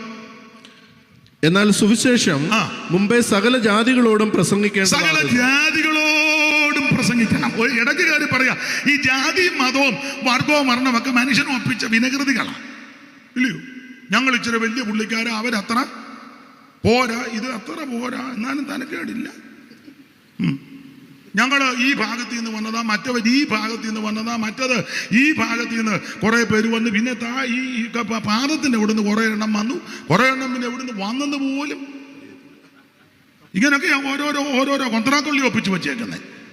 എന്നാൽ വേറെ പുസ്തകം പഠിപ്പിക്കുന്നത് ഈ ഭൂമിയിലുള്ള സകല മനുഷ്യനും ഒറ്റയൊരുത്തന്റെ സന്തതിയാണ്. ആ തെളിവിനൊരു വാക്യം വായിച്ചു, അറിവുള്ള വാക്യം എന്നാലും വായിച്ച. കാരണം നാട്ടുകാരും കേൾക്കുന്നവരറിയണം ഇതൊക്കെ പുസ്തകത്തിലുള്ളതാണ്. അതിനായി വായിപ്പിക്കുന്നത് അപ്പോസ്തല പ്രവർത്തികളുടെ പുസ്തകം 17-ാം അധ്യായത്തിന്റെ 26-ാമത്തെ വാക്യം വായിച്ച്, ഒറ്റയൊരുത്തന്റെ സന്തതിക ഇവിടെ ഇരിക്കുന്നതും ഈ ലോകത്തിൽ പാർക്കുന്ന സകല മനുഷ്യനും. 17-ാം അധ്യായത്തിന്റെ 26-ാമത്തെ തിരുവെടുത്ത്, ഭൂതലത്തിലെങ്ങും കുടിയിരിപ്പാൻ അവൻ ഒരുത്തനിൽ നിന്ന് മനുഷ്യജാതിയൊക്കെയും ഉളവാക്കി. മതി തെളിഞ്ഞല്ലോ. എടാ, ഒറ്റയൊരുത്തന്റെ സന്തതിയായി ഭൂമിയിൽ പാർക്കുന്ന സകല മനുഷ്യനും. അതുകൊണ്ട് ജാതിയുടെ പേര് പറഞ്ഞ്, മതത്തിന്റെ പേര് പറഞ്ഞ്, വർഗത്തിന്റെ പേര് പറഞ്ഞ്, സഭയുടെ പേര് പറഞ്ഞ്, സംഘടനയുടെ പേര് പറഞ്ഞ്, നിറത്തിന്റെ പേര് പറഞ്ഞ്, നിലവാരത്തിന്റെ പേര് പറഞ്ഞ് അലോക്യമുണ്ടാക്കരുത്, തമ്മിൽ തല്ലരുത്, തല കീറരുത്. മനുഷ്യനെ മനുഷ്യനായി കാണണം. സകല മനുഷ്യനും ഒറ്റയൊരുത്തന്റെ സന്തതിയാണ്. അല്ല, ഈ കൈ ഉയർത്തി ഇടയ്ക്കിടയ്ക്ക് ഇങ്ങനെ കാറിന്റെ വൈപ്പർ അടിക്കും പോലെ, മഴയത്ത് പോകും പോലെ പറഞ്ഞ് നിങ്ങളോട് ഒരു കാര്യം പറയാം. ഇടയ്ക്കിടയ്ക്ക് ഇല്ല ഈ പൊക്കുന്നുണ്ടല്ലോ, നിന്നോട് ഒരു കാര്യം പറയാം. സഭയ്ക്കകത്ത് വരുന്ന നീയും ഇത് പാടില്ല. ഞങ്ങൾ സിറിയനാ, മറ്റവൻ വെറിയനാ, ഇവൻ കിറിയനാ, മിണ്ടിപ്പോകരുത്. സ്വോത്രം തെറ്റുവല്ലോ, മിണ്ടുന്നില്ല.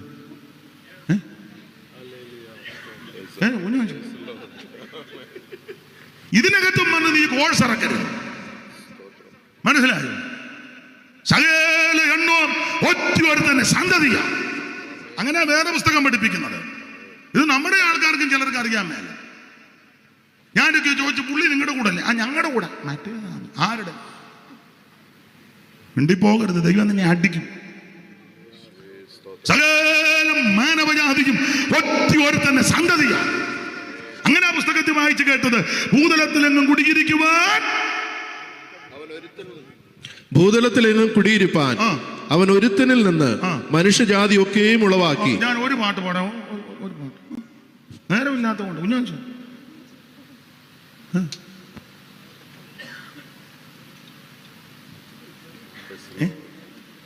മതി, 4 മതി. 4 തന്നെ അധികമാണ്.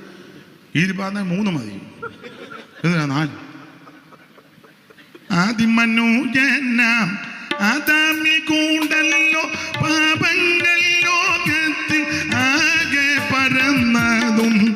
ആദിമനുജനാം ആദാമി കൂടല്ലോ പാപങ്ങൾ ലോകത്തിൽ ആകെ പരന്നതും.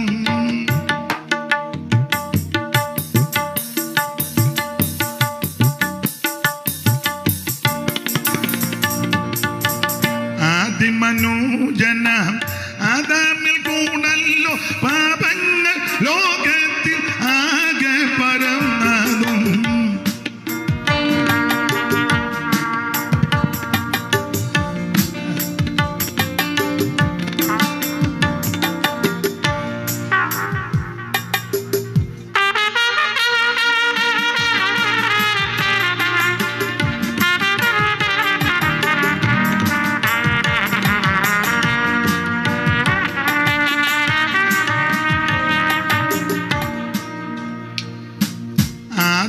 മനുജനം ആദാമിൽ കൂടല്ലോ പാപങ്ങൾ ലോകത്തിൽ ആകെ പരന്നതും. ഏവർക്കും പാപ പരിഹാരത്തിനായി സ്വർഗമഹിമകൾ വീട്ടുകത്തിൽ വന്ന പുരുഷനെ കണ്ടേ, ഉത്തമ പുരുഷനെ കണ്ടേ, പുരുഷനെ കണ്ടേ, ഉത്തമ പുരുഷനെ കണ്ടേ, അടിമ പുരുഷനെ കണ്ടേ, ഉത്തമ പുരുഷനെ കണ്ടേ. ഞാൻ സ്വരം പാടിയപ്പോൾ എന്നെ കണ്ണിറുക്കി കാണിച്ചു. ഒന്ന് അവിടെ നിന്ന് കയറി തൊടണ്ടെന്നായിരിക്കും. തൊടുന്നില്ല, നിർത്തി. ആഗ്രഹം കൊണ്ടങ്ങ് ഒരു പേര്. ഇവരൊക്കെ കണക്ക് പഠിച്ചവരാ. എനിക്ക് കണക്കും തൊപ്പിയൊന്നും അറിയത്തില്ല. പിന്നെ ഒരു പരുവത്തിനങ്ങ് പോകും. ദൈവത്തിന് മകത്ത്. അതുകൊണ്ട് ഇന്ന് രാത്രി ഓർപ്പിക്കട്ടെ, സകല മനുഷ്യനും ഒറ്റയൊരുത്തന്റെ സന്തതിയാണ്. അതുകൊണ്ട് രക്ഷ എന്തിനാ? സകല മനുഷ്യനും രക്ഷപ്പെടണം. എന്താണ് സുവിശേഷം? യേശു ക്രിസ്തു. എന്തിനാ സുവിശേഷം? സകല മനുഷ്യനും രക്ഷപ്പെടാം. ആരാ ഇത് കേൾക്കേണ്ടത്? സകല ജാതികളും ഇത് കേൾക്കണം. എല്ലാവരും കേൾക്കണം. അതിന് എല്ലാവരും കേൾക്കാൻ കൊള്ളാവുന്ന കാര്യമാണ്, അല്ലാതെ ആർക്കും മനസ്സിലാകാത്ത കാര്യമാണ്. ഇവിടെ ഇരിക്കുന്ന എല്ലാവർക്കും മനസ്സിലാകുന്നുണ്ട്. മോനെ മനസ്സിലാകുന്നില്ല? ഞാൻ പറഞ്ഞു ഉണ്ട്. പുള്ളി ലണ്ടനിൽ നിന്ന് വന്ന, എന്നാലും പിടി കിട്ടുന്നുണ്ട്. വീഡിയോ എടുക്കുന്ന ആൾ മനസ്സിലാകുന്നില്ല. പുള്ളി എല്ലാം മനസ്സിലാക്കിക്കൊണ്ടാണ് അത് പിടിക്കുന്നത്. അതേ എത്രയോ നാൾ കേട്ടോണ്ടിരിക്കും. എല്ലാവർക്കും മനസ്സിലാകുന്നില്ലേ? ഇല്ലേ? യേശു മാത്രം രക്ഷകൻ, യേശുവിൽ കൂടി മാത്രമേ. ഇത് കേട്ടി മനസ്സിലായില്ലേ? മനസ്സിലായി? എല്ലാവർക്കും മനസ്സിലാകുന്ന ഭാഷയല്ല. മൈക്ക് ഓപ്പറേറ്റ് ചെയ്യുന്ന മോനെ നിനക്ക് മനസ്സിലാകുന്നില്ലേ? ഇല്ലേ? പറയൂ. എന്തിനാ സുവിശേഷം? സകല മനുഷ്യനും രക്ഷപ്പെടാൻ. ആരാ കേൾക്കേണ്ടത്? സകല ജാതികളും കേൾക്കണം. ഓടിച്ചു പോവുക. ഇനി എങ്ങനാ ഇത് പറയേണ്ടത്? ഇത് പറയേണ്ടത് അങ്ങനെ. പറയേണ്ടതിന് വിധമുണ്ട്. 2-3 വാക്യം ദൈവദാസനെ വായിക്കണേ, സമയം പോകുന്നു. 2-3 ജോജി പാസ്റ്ററിനെ ശരിയാക്കും. അപ്പൊ എങ്ങനാ ഇത് പറയേണ്ടത്? ഒന്ന്, ദൈവം അയച്ചതാന്നുള്ള ഉറപ്പിൽ പറയണം. വായിച്ചു അപ്പോസ്തല പ്രവൃത്തി 16:10. വായിച്ചു അപ്പോസ്തല പ്രവൃത്തി 16:10. പെട്ടെന്ന്. ഈ ദർശനം കണ്ടിട്ട് 9-ാം വാക്യത്തിൽ ദർശനം ഉണ്ടല്ലോ. എന്താണ്? മക്കതോന്യ വിളിയാ. ഈ ദർശനം കണ്ടിട്ട് അവരോട് സുവിശേഷം അറിയിപ്പാൻ ദൈവം ഞങ്ങളെ വിളിച്ചിരിക്കുന്നു. മതി. ഈ സുവിശേഷം അറിയിക്കാൻ മുളക്കുടക്കാരല്ല വിളിച്ചത്. സാംസൺ അത് കേട്ടപ്പോൾ ഒരു സന്തോഷം. കുമ്പനാട്ടുകാരുമല്ല, ഹരി സന്തോഷിച്ചു. ഇത് കുമ്പനാട്ടിൽ നിന്നൊന്നും വിളിച്ചതല്ല. ഇത് പുനലൂരിൽ നിന്ന് വിളിച്ചതല്ല. ജോജി പാസ്റ്റർ സന്തോഷിച്ചു. അത് എടുത്ത് പിന്നെ എല്ലാവരും അങ്ങ് സന്തോഷിക്കും. സ്തോത്രം. ഇത് കുമ്പനാട്ടിൽ നിന്ന് അയച്ചതല്ല, മുളകുടയിൽ നിന്ന് അയച്ചതുമല്ല, പുനലൂരിൽ നിന്ന് വിട്ടതുമല്ല, തിരുവല്ലായിലെ തോമാച്ചാൻ അവിടുന്ന് വിട്ടതുമല്ല, അയ്യാപിള്ള സാറിന്റെ മകൻ അവിടുന്ന് വിട്ടതുമല്ല, കല്ലുമലയെന്നും പരിമലയെന്നും ഒന്നും വിട്ടതല്ല. ഇത് ദേവലോകത്തിൽ നിന്ന് വിട്ടതുമല്ല. കോട്ടയമാന്നേ. ദേവലോകത്ത് പറയുമ്പോൾ നിങ്ങൾ വേറെ ചിന്തിക്കരുത്. പണ്ടൊരുത്തൻ ദേവലോകത്തിന്റെ ബോർഡ് കണ്ട് കയറി തിരിച്ച് പിന്നെ അവിടെ കൊണ്ടിറക്കി. എന്തിയാ ദേവലോകം? അതിലേടാ വന്നത്. 2 രൂപ കൊടുത്തപ്പം ദേവലോകം 2.5 രൂപ. അന്ന് 2.5 രൂപ വിജയലക്ഷ്മിക്ക് കയറി. അപ്പൊ അവൻ ചോദിച്ചു, ദേവലോകം വലിയോടെ റബ്ബർ തോട്ടം കഴിഞ്ഞ് താഴോട്ട് ഇറങ്ങിയപ്പം അതാന്നോ ദേവലോകം?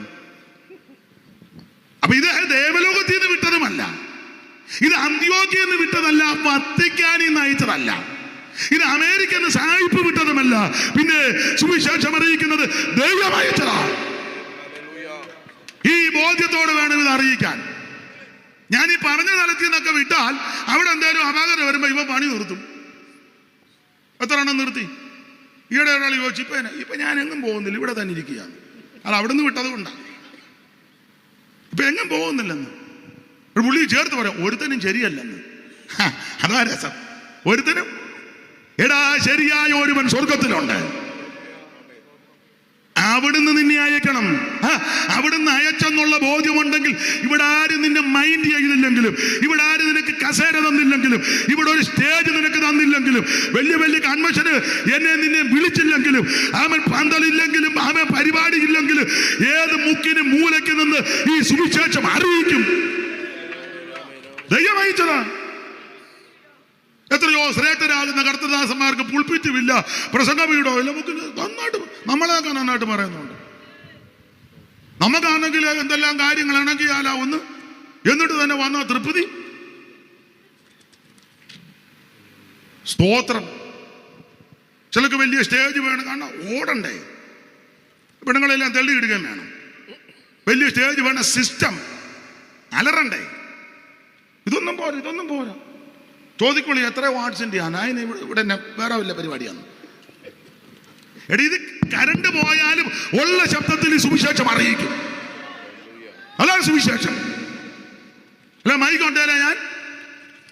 ഞാൻ പഠിച്ച ബൈബിൾ സ്കൂളിൽ ഒരിക്കൽ ഒരു ടീം പ്രവർത്തനത്തിൽ വിടാൻ നേരത്ത് പരസ്യം നടക്കുക.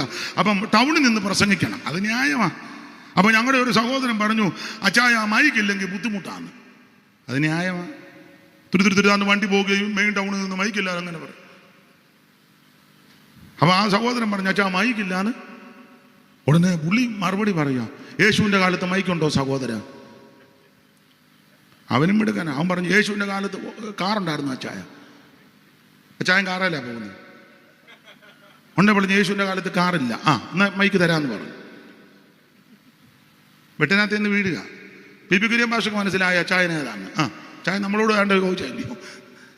സാംസൺ ഞാൻ യോഗം കഴിഞ്ഞ് പറയാം.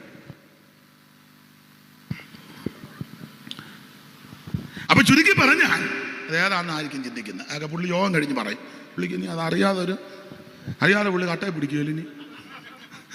അപ്പൊ ഒരു കാര്യം ഇന്ന് രാത്രി പറയാ, ദൈവത്തിന് മഹത്വം. സുവിശേഷം എല്ലാവരും കേൾക്കണം. ഇത് എങ്ങനാ പറയേണ്ടത്? ഒന്ന്, ദൈവമാണ് ഞങ്ങളെ അയച്ചത്.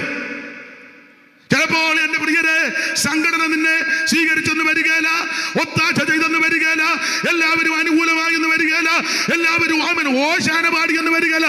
ആരുമില്ലെങ്കിലും, ആരും സഹകരിച്ചില്ലെങ്കിലും ഞാൻ നീയും ഈ സുവിശേഷം അറിയിക്കണം. ഈ ദൈവം അയച്ചതാ. അയ്യോ, എനിക്ക് ഇന്ന് അങ്ങ് ഒരു 12 മണി വരെ പ്രസംഗിച്ചാൽ കൊള്ളാന്നുകൊണ്ട് ജിജോ അല്ലേ? ഇപ്പം നിർത്താം.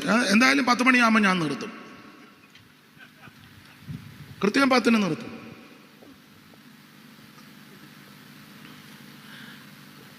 പത്ത് വരെ നമുക്ക് സാങ്ഷൻ ഉണ്ടല്ലോ, അതുകൊണ്ട് കുഴപ്പമില്ല. പേടിക്കണ്ട. അപ്പൊ ശ്രദ്ധിക്കുക, ഈ സുവിശേഷം എങ്ങനെ അറിയിക്കേണ്ടത്? എങ്ങനെ അറിയിക്കണം? ദൈവത്തിന് ഒന്ന്, ദൈവമാണ് നമ്മളെ അയച്ചത്. ഈ ദേശത്തോട്ട് കർത്താവിന്റെ ദാസിയായി കുടുംബത്തെ ദൈവം അയച്ചതാ. ഇന്ന് രാത്രി ഈ ശുശ്രൂഷയ്ക്ക് സഹായമായിട്ട് നിങ്ങളെ ദൈവം അയച്ചതാ. ദൈവം അയക്കാൻ ഒരുത്തരും ഇവിടെ വരാനൊക്കത്തില്ല. ഈ പന്തലിൽ ഇന്ന് രാത്രി പ്രാർത്ഥനയോടെ ഇരിക്കുന്ന ദൈവമക്കളെ നിങ്ങളെ ദൈവം അയച്ചതാ.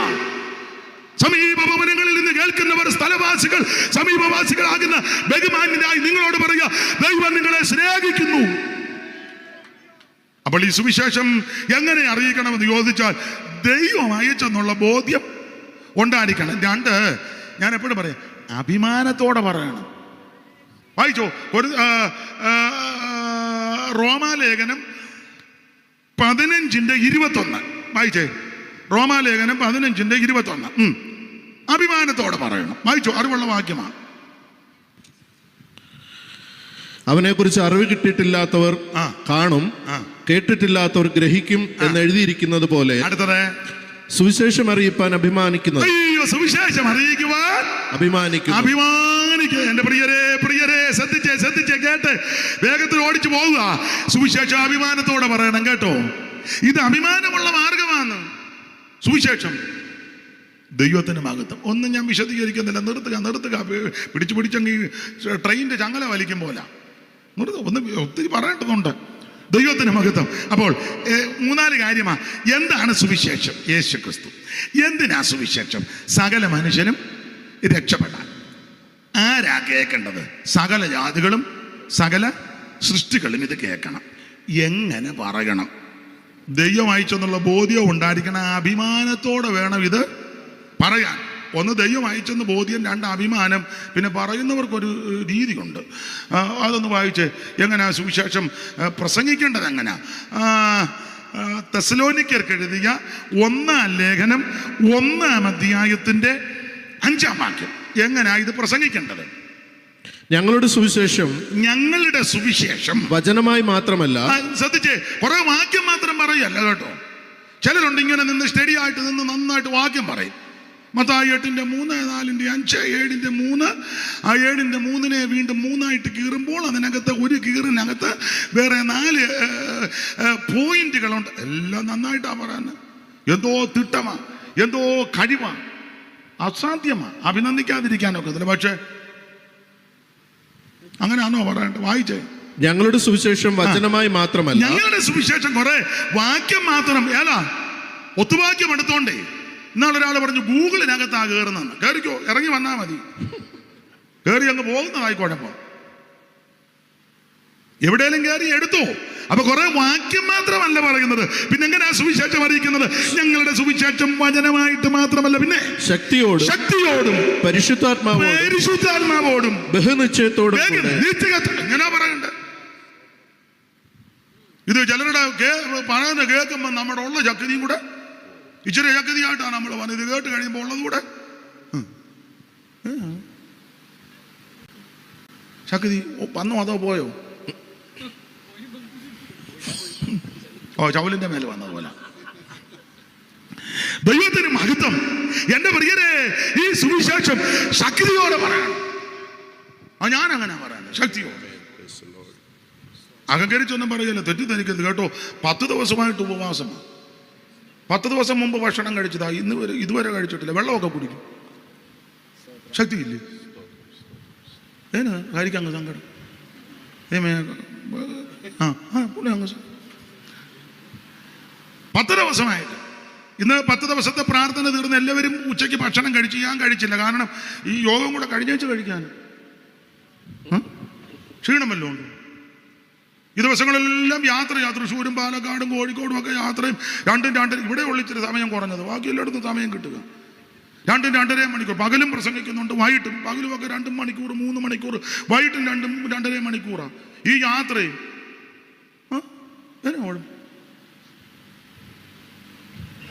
3 നേരവും നല്ല പെരുക്കുക ചിരിക്കുന്ന കണ്ടില്ലേ? ഒരു ശക്തി പോരാഞ്ഞിട്ട് ഇങ്ങോട്ട് വന്നപ്പോൾ 4 മണിക്ക് 2 വടയും കൂടെ തിന്നാച്ചാ വന്നിരിക്കും. എന്നിട്ട് ഒരു ശക്തിയോ ബലമോ എല്ലാവരുടെയും കാര്യമല്ല. ആട്ടെ. അപ്പൊ ഇതെങ്ങനെയായി സുവിശേഷം അറിയിക്കണ്ടേ? ശക്തിയോടും പരിശുദ്ധാത്മാവോടും ബഹുനിശ്ചയം. ശക്തി വേണം ഇതിനകത്ത്. ആട്ടെ, വിവരിക്കുന്നില്ല, സമയത്തെ പേടിക്കുന്നത് കൊണ്ട്. ദൈവത്തിന് ഒന്നാതെയല്ല എന്നെ പറ്റി ആൾക്കാർ പറഞ്ഞ അയാൾക്ക് പൊളിവും ബോധവും ഒന്നും ഉള്ളവനല്ലെന്നാ. അപ്പൊ അതുകൊണ്ട് അത് പിന്നെ എന്തിനാ ആവർത്തിപ്പിക്കുന്നത്? അതുകൊണ്ട് ഞാൻ അങ്ങ് അടങ്ങുക. ദൈവത്തിന് മഹത്വം. അപ്പോൾ ഈ സുവിശേഷം എങ്ങനെ അറിയിക്കണം? ദൈവം അയച്ചെന്നുള്ള ബോധ്യം വേണം. അഭിമാനത്തോടെ പറയണം. പറയുമ്പോൾ ശക്തിയോടും പരിശുദ്ധാത്മാവോടും ബഹുനിശ്ചയത്തോടും. 5-ാമത്തെ തലക്കെട്ട് അത് പറഞ്ഞങ്ങ് നിർത്തുക. 5-ാമത്തെ തലക്കെട്ട് എന്താണ് സുവിശേഷത്തിന്റെ വിശേഷത? 5 തലക്കെട്ട. 1, എന്താണ് സുവിശേഷം? 2, എന്തിനാണ് സുവിശേഷം? 3, ആരാണ് കേൾക്കേണ്ടത്?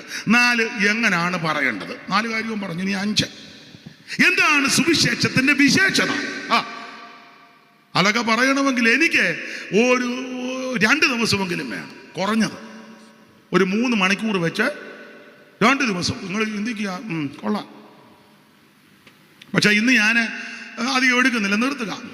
ഞാൻ സുവിശേഷത്തിൻ്റെ വിശേഷത ഇങ്ങനെ, എനിക്ക് ഗൂഗിളൊന്നും അറിയത്തില്ല കേട്ടോ. കയറുന്നവരോട് ഞാൻ എതിർക്കുന്നുമില്ല, അറിയാവുന്നവർ കയറട്ടെ, എനിക്കറിയത്തില്ല.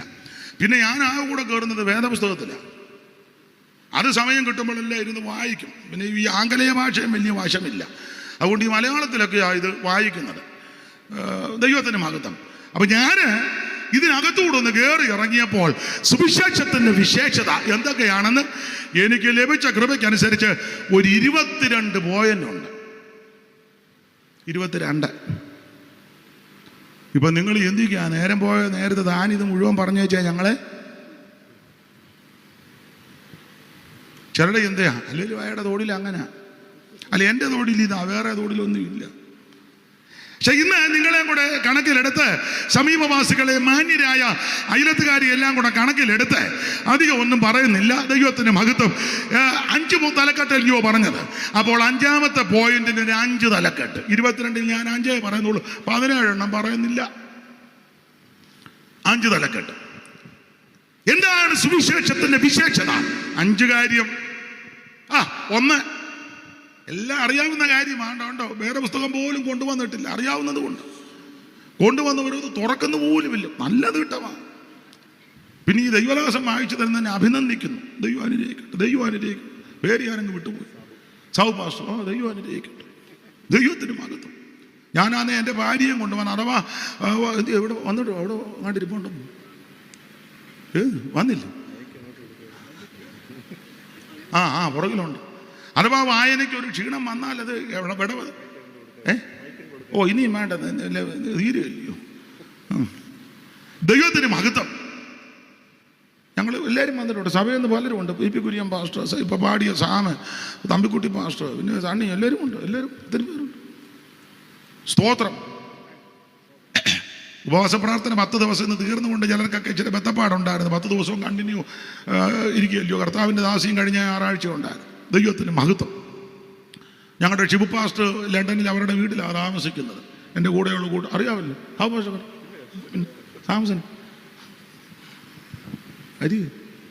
ഷിബു പാസ്റ്ററോടുണ്ട്. പുള്ളി ചിലപ്പോൾ ചിന്തിക്കുക, കൂടെ കാണുന്ന കണ്ടില്ലല്ലോ എന്ന്. അപ്പൊ ശ്രദ്ധിക്കുക. ആ മാന്യ കുടുംബത്തെ ഓർത്ത് ദൈവത്തെ സ്തുതിക്കുന്നു. കർത്താവിന്റെ വിലയ്ക്ക് പല നിലകളിലാണല്ലോ സഹായം. ദൈവം അനുഗ്രഹിക്കട്ടെ. അപ്പൊ ശ്രദ്ധിക്കുക, എന്താണ് സുവിശേഷത്തിന്റെ വിശേഷത? ദൈവത്തിന് മഹത്വം. 1, സുവിശേഷത്തിന്റെ വിശേഷത ഇത് രക്ഷിക്കുന്ന മാർഗമാണ്. റോമാലേഖനം 1-ാം അധ്യായത്തിന്റെ 16-ാം വാക്യം. സുവിശേഷം രക്ഷിക്കുന്ന മാർഗമാണ്. റോമാലേഖനം 1-ാം അധ്യായത്തിന്റെ 16-ാമത്തെ തിരുവെടുത്ത്. സുവിശേഷത്തെ കുറിച്ച് എനിക്ക് ലജ്ജയില്ല. സുവിശേഷത്തെ കുറിച്ച് എനിക്ക് ലജ്ജയില്ല. വിശ്വസിക്കുന്ന ഏവനും, ആദ്യം യഹൂദനും പിന്നെ യവനനും അത് രക്ഷയ്ക്കായി ദൈവശക്തിയാകുന്നു. പ്രിയരെ, സുവിശേഷത്തിന്റെ വിശേഷത ഇത് രക്ഷിക്കുന്ന മാർഗമാണ്. ഒരു വിഭാഗത്തെ മാത്രമല്ല, ഒരു കൂട്ടരെ മാത്രമല്ല, ഒരു ഏരിയയിലുള്ളവരെ മാത്രമല്ല, സകല മനുഷ്യനെയും രക്ഷിക്കുന്ന മാർഗമാണ് സുവിശേഷം. മറ്റൊരുത്തനും രക്ഷയില്ല. നാം രക്ഷിക്കപ്പെടുവാൻ ആകാശത്തിന് കീഴിൽ മനുഷ്യരുടെ ഇടയിൽ നൽകപ്പെട്ട ഒരേ ഒരു നാമം, യേശുവിന്റെ പരിശുദ്ധ നാമം.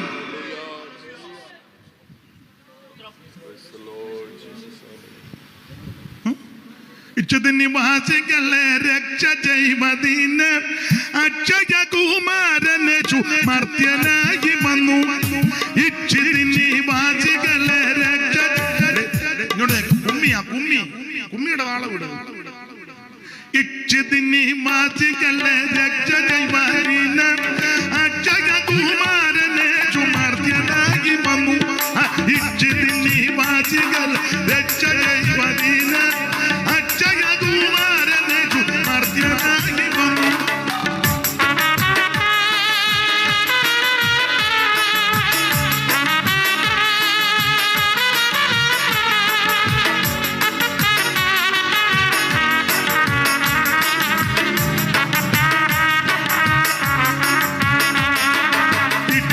നിവാസികളെ രക്ഷ ചെയ്വതിന്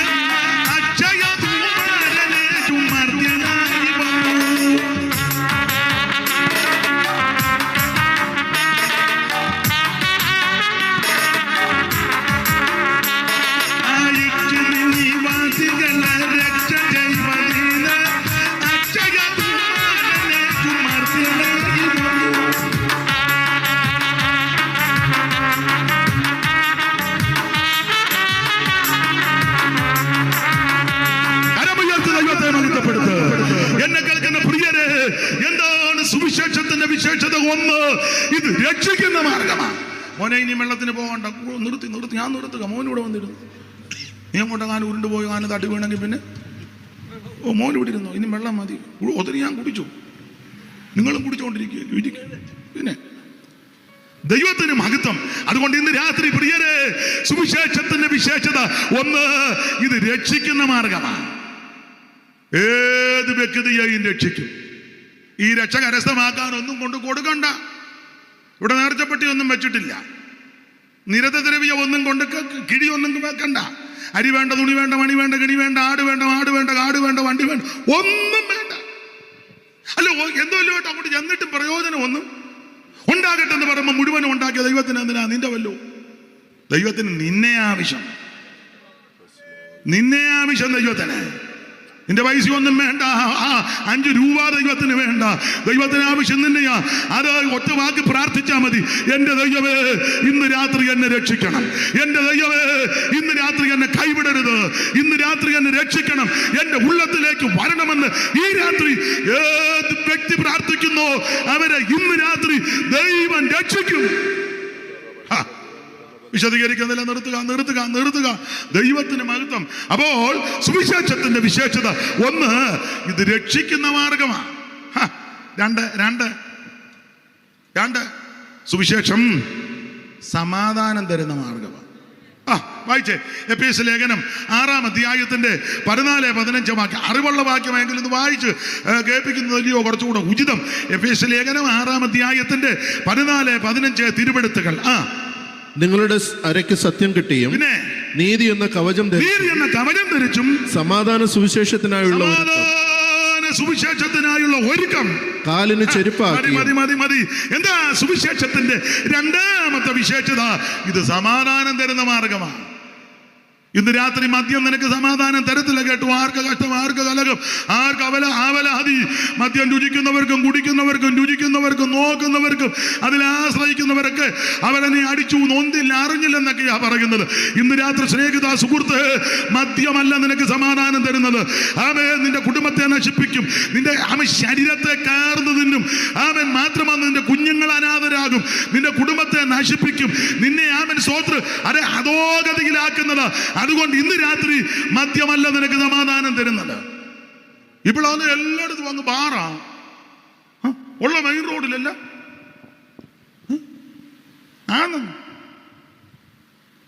എല്ലായിടത്തും സൂത്രക്കാരാ, മൊത്തം സൂത്രക്കാരൻ. ആദ്യം ഹോട്ടൽ എന്നൊക്കെ പറഞ്ഞ ബോർഡ് കൊടുക്കുന്നത്, പിന്നെ അതിന്റെ താഴെ ഇങ്ങനെ എഴുതി മൂടി വെച്ചിരിക്കുക.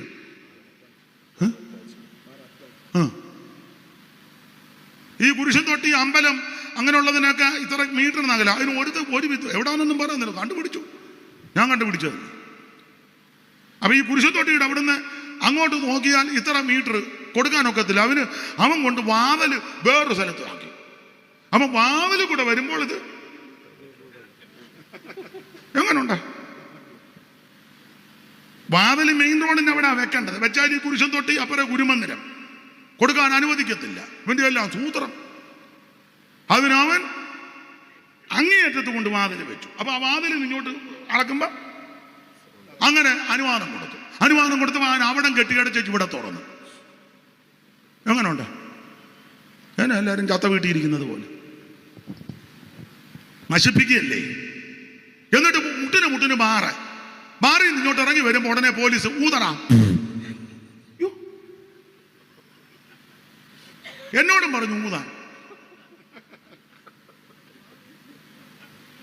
ഞാൻ ഊതി.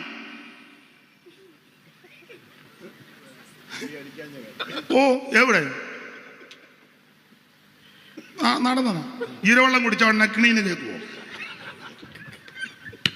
അതെന്നെ എന്തുവാ?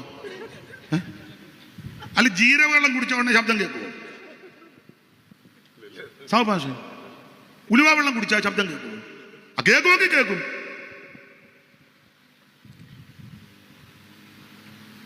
എനിക്ക് ചിലരുടെ ഇരിപ്പ് കണ്ടിട്ട് ഡൗട്ട് ഉണ്ട്. ഞാൻ ഉള്ളിവാവും. സ്തോത്രം. അയ്യോ, മദ്യം നിനക്ക് സമാധാനം തരത്തില്ല. ലഹരി പദാർത്ഥങ്ങൾ സമാധാനം തരത്തില്ല. പാപ കൃതികൾ, പാപ വഴികൾ, ഇതൊന്നും സമാധാനം തരത്തില്ല. ഇന്ന് രാത്രി എന്നെ കേൾക്കുന്ന പ്രിയരെ, സമാധാനം യേശുവിലുണ്ട്. അയ്യോ, യേശു ക്രിസ്തുവിന്റെ പേര് തന്നെ പലതുണ്ട്, പര്യായ പദങ്ങളെ. അതിലൊരു പദം ഇങ്ങനെ സമാധാന പ്രഭു. ഒരു പദം ഇതാ, സമാധാന പ്രഭു. എങ്ങനെയാ ഈ സമാധാനം? പ്രവാചകൻ പറയുക, നദി പോലെ ഒഴുക്കുക. അങ്ങനെ ഒരു പാട്ടില്ലേ നമ്മള്, നദി പോലെ ഒരു വരി ഒന്ന് പാടിക്കും. എനിക്ക് സാംസനെ അറിയത്തില്ല. ഒരു വരി ഒന്ന് പാടും, സന്തോഷത്തിനല്ല, സാംസനെ കൊച്ചാക്കാനല്ല.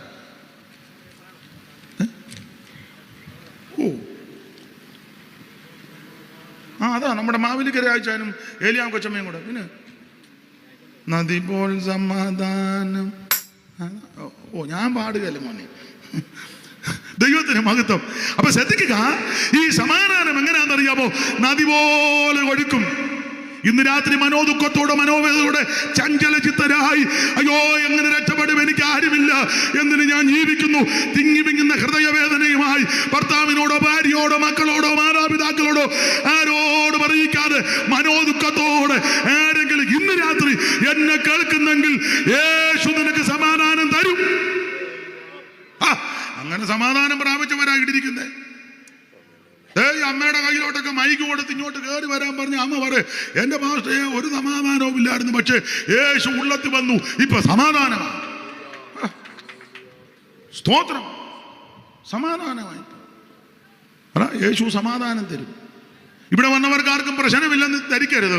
എല്ലാവരും പ്രശ്നക്കാരാണ്. കടഭാരമുള്ളവര്, വീടില്ലാത്തവര്, വാടകയ്ക്ക് താമസിക്കുന്നവര്, വാടക കൊടുക്കാൻ ബുദ്ധിമുട്ടുന്നവര്, പിള്ളേരില്ലാത്തവര്, പിള്ളേരെ ഓർത്ത് വ്യാകുലപ്പെടുന്നവര്, കുഞ്ഞുങ്ങളുടെ ഭാവി ഓർത്ത് ഞെരങ്ങുന്നവര്, ഉപരിപഠനം എങ്ങനെയാണെന്ന് ചിന്തിച്ച് ഭാരപ്പെടുന്നവര്, കല്യാണം നടക്കാതെ എന്തെല്ലാം പ്രശ്നങ്ങളായി ഇവിടെ ഇരിക്കുന്നവര് ഉണ്ട്. വീഡിയോ എടുക്കുന്ന പുള്ളിക്ക് പ്രശ്നമൊന്നുമില്ലയോ? ഏനാ നിന്ന് പറഞ്ഞു, പ്രശ്നമില്ലേ? ഉണ്ട്. ചൈനീസ് സിസ്റ്റർക്കില്ലയോ വിഷയം? ഉണ്ട്. വാക്യം വായിക്കുന്ന നല്ല ക്ലിയറായിട്ട് വായിക്കുന്ന പ്രശ്നമൊന്നുമില്ലേ? മുഴുവൻ പ്രശ്നമാണെന്നാ പുള്ളിക്ക്. സാംസന് പ്രശ്നമൊന്നുമില്ലേ? ഇരിക്കുന്ന കാണുമ്പോൾ അറിയാം പ്രശ്നമാ. സ്തോത്രം. മോന് പ്രശ്നമൊന്നുമില്ലേ?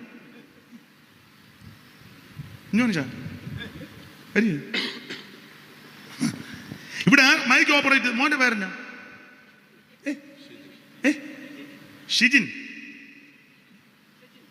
ഷിജിന് പ്രശ്നമൊന്നുമില്ലേ?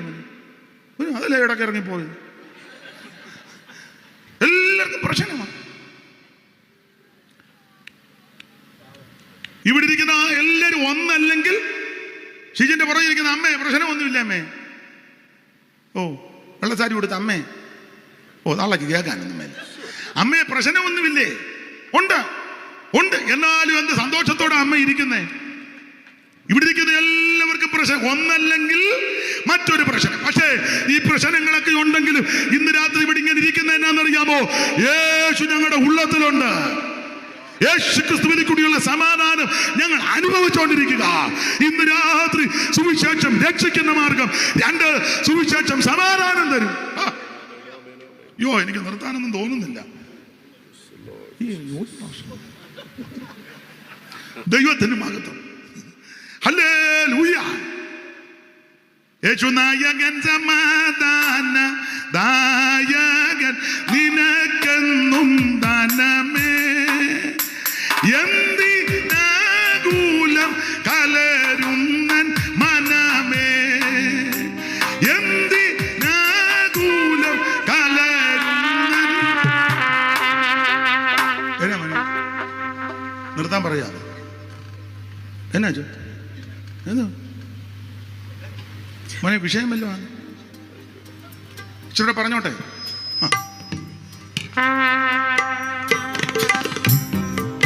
യേശു നായകൻ, സമാധാന ദായകൻ, നിനക്കെന്നും ദാനമേ. എന്തിനാകുലം കലരുന്നൻ മനമേ, എന്തിനാകുലം കലരുന്നൻ. അപ്പൊ ശ്രദ്ധിക്കുക, ഇന്ന് രാത്രി സുവിശേഷത്തിന്റെ 2ാമത്തെ വിശേഷത, ഇത് സമാധാനം തരും. ഈ സമാധാനം കൈവരിക്കാൻ ഒന്നും കൊടുക്കണ്ട, ഒന്നും വേണ്ട.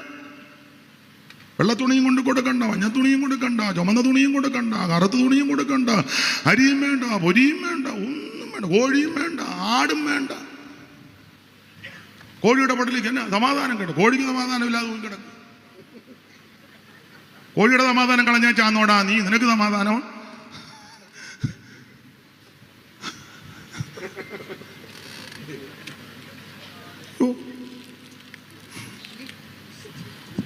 ദൈവത്തിന് മഹത്വം. 5 പൈസ നീ കൊടുക്കണ്ട, ഇരിക്കുന്ന കിടത്തിരുന്ന് ഒറ്റ വാക്ക് പ്രാർത്ഥിച്ചാ മതി. എൻ്റെ ദൈവമേ എൻ്റെ ഉള്ളത്തിലോട്ടൊന്ന് വരണം. യേശു ഉള്ളിലോട്ട് വന്നാൽ സമാധാനമാണ്, സമാധാനമാണ്. ദൈവത്തിനായിട്ട് വിവരിക്കുന്നില്ല. സുവിശേഷത്തിന്റെ 3-ാമത്തെ വിശേഷത, 5 കാര്യമേ ഇന്ന് പറയുന്നുള്ളൂ. മൂന്നാമത്തെ വിശേഷത, ഇത് യോഗ്യമായിട്ട് നടക്കാൻ പഠിപ്പിക്കും. വായിച്ചേ, ഫിലിപ്പിയ ലേഖനം 1-ാം അധ്യായത്തിന്റെ 27-28 വായിച്ചോ, പെട്ടെന്ന് വായിച്ചോ. ഞാൻ നിങ്ങളെ വന്ന് കണ്ടിട്ടോ ദൂരത്തിരുന്ന് നിങ്ങളുടെ അവസ്ഥ കേട്ടിട്ടോ നിങ്ങൾ ഏകാത്മാവിൽ നിലനിന്ന് എതിരാളികളാൽ ഒന്നിലും കുലുങ്ങിപ്പോകാതെ ഏക മനസ്സോടെ സുവിശേഷത്തിന്റെ വിശ്വാസത്തിനായി പോരാട്ടം കഴിക്കുന്നു എന്ന് ഗ്രഹിക്കേണ്ടതിന് ക്രിസ്തുവിന്റെ സുവിശേഷത്തിന് യോഗ്യമാവണ്ണം മാത്രം നടപ്പി. മതി. സുവിശേഷത്തിന്റെ 3-ാമത്തെ വിശേഷത, ഇത് യോഗ്യമായിട്ട് നടക്കാൻ പഠിപ്പിക്കും. ഒരു 100 കൊല്ലം മുമ്പ് എന്റെ വല്യപ്പന് ഇതുപോലെ വസ്ത്രമൊന്നും ധരിച്ച് നടക്കാനൊക്കത്തില്ലായിരുന്നു. വഴിയിൽ കൂടെ അറിയാമല്ലോ, അയിത്തം ഇതുപോലെ വെള്ളത്തുണി. എന്റെ വല്യപ്പന്റെ അപ്പന് ഒരു 100 ചിലവാനും വർഷം മുൻപ് പൊതുനിരത്തിൽ കൂടി ഇങ്ങനൊന്നും നടക്കാനൊക്കത്തില്ല. ഇപ്പൊ താണ്ട ഞാൻ ഇഷ്ടം പോലെ ഒരാൾ ചോദിച്ചു എന്തിനാ ഇതിനും വേണ്ട, ഇതെല്ലാം പിന്നെ അതിന്റെ കേട് തീർക്കുക. ഞാൻ ഒരു തള്ള ചോദിച്ചു ഇതെന്തിനാണ്, ഞാൻ പറഞ്ഞു തള്ളയെ ബോധമില്ലാത്ത പെണ്ണുങ്ങൾ വരും യോഗത്തിന്, എങ്ങനെ തലയെ തുണിയിടണമെന്ന് അറിയത്തില്ല. അപ്പൊ അങ്ങനെ ബോധക്കേടുകാരി പെണ്ണുങ്ങൾ വരുമ്പോ അതിനെ കാണിക്കാന് എന്തെല്ലാം ഗുണമുണ്ടെന്നറിയാവോ? പണ്ട് വിശറിയെ പറ്റി ഒരാൾ പറഞ്ഞു, വീശാം, വിരിക്കാം, കുടയായി പിടിക്കാം, കാശിക്ക് പോകാം, വടികുത്തി നിൽക്കാം. വിശറിയുടെ ഗുണമേ വീശാം, വിരിക്കാം, ഒന്ന് വീശാം, രണ്ടെവിടെയെങ്കിലും ചെന്ന് തല വെക്കണമെങ്കിൽ വീശാം, വിരിക്കാം, കാശിക്ക് പോകാം,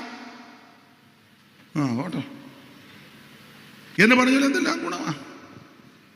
അപ്പൊ ഈ സുവിശേഷത്തിന്റെ വിശേഷത, ഇത് യോഗ്യമായിട്ട് തന്നെ നടത്തും. ഒരു കാലത്ത് യോഗ്യത ഇല്ലാതെ നമ്മൾ നടന്നത്. മുമ്പേ കേൾപ്പിച്ചതുപോലെ അയലത്തുകാർക്ക് ദോഷമായി, കുടുംബത്തിൽ കലഹമായി, കുടിച്ചേച്ചുമൊക്കെ വന്നേ ഭാര്യയെ തല്ലി ഉപദ്രവിച്ച് മുടിക്കുത്തിന് പിടിച്ചിട്ട് ആലയ്ക്ക് പിള്ളേരെ ഇടിച്ച്, അയ്യോ എല്ലാവർക്കും പേടി സ്വപ്നമാണ്. ആണ്ട വരുന്നെന്നാ പറയുന്നത്. പിള്ളേരും പറഞ്ഞു ആണ്ട വന്നു. കൊച്ചുങ്ങൾ കട്ടിലിനടി, തള്ള കഥകിന്റെ ഇടയില് വല്യമ്മ തള്ള പെരക്കി വിറ്റ് നടക്കുന്നു കണ്ടതാ ഞാൻ. അവസാനം തള്ളക്കിട്ടൊരു തല്ല്, പെറ്റ തള്ളക്കിട്ട് ഇത് അകത്തോട്ട് ചെന്ന വല്ല ബോധമുണ്ടോ?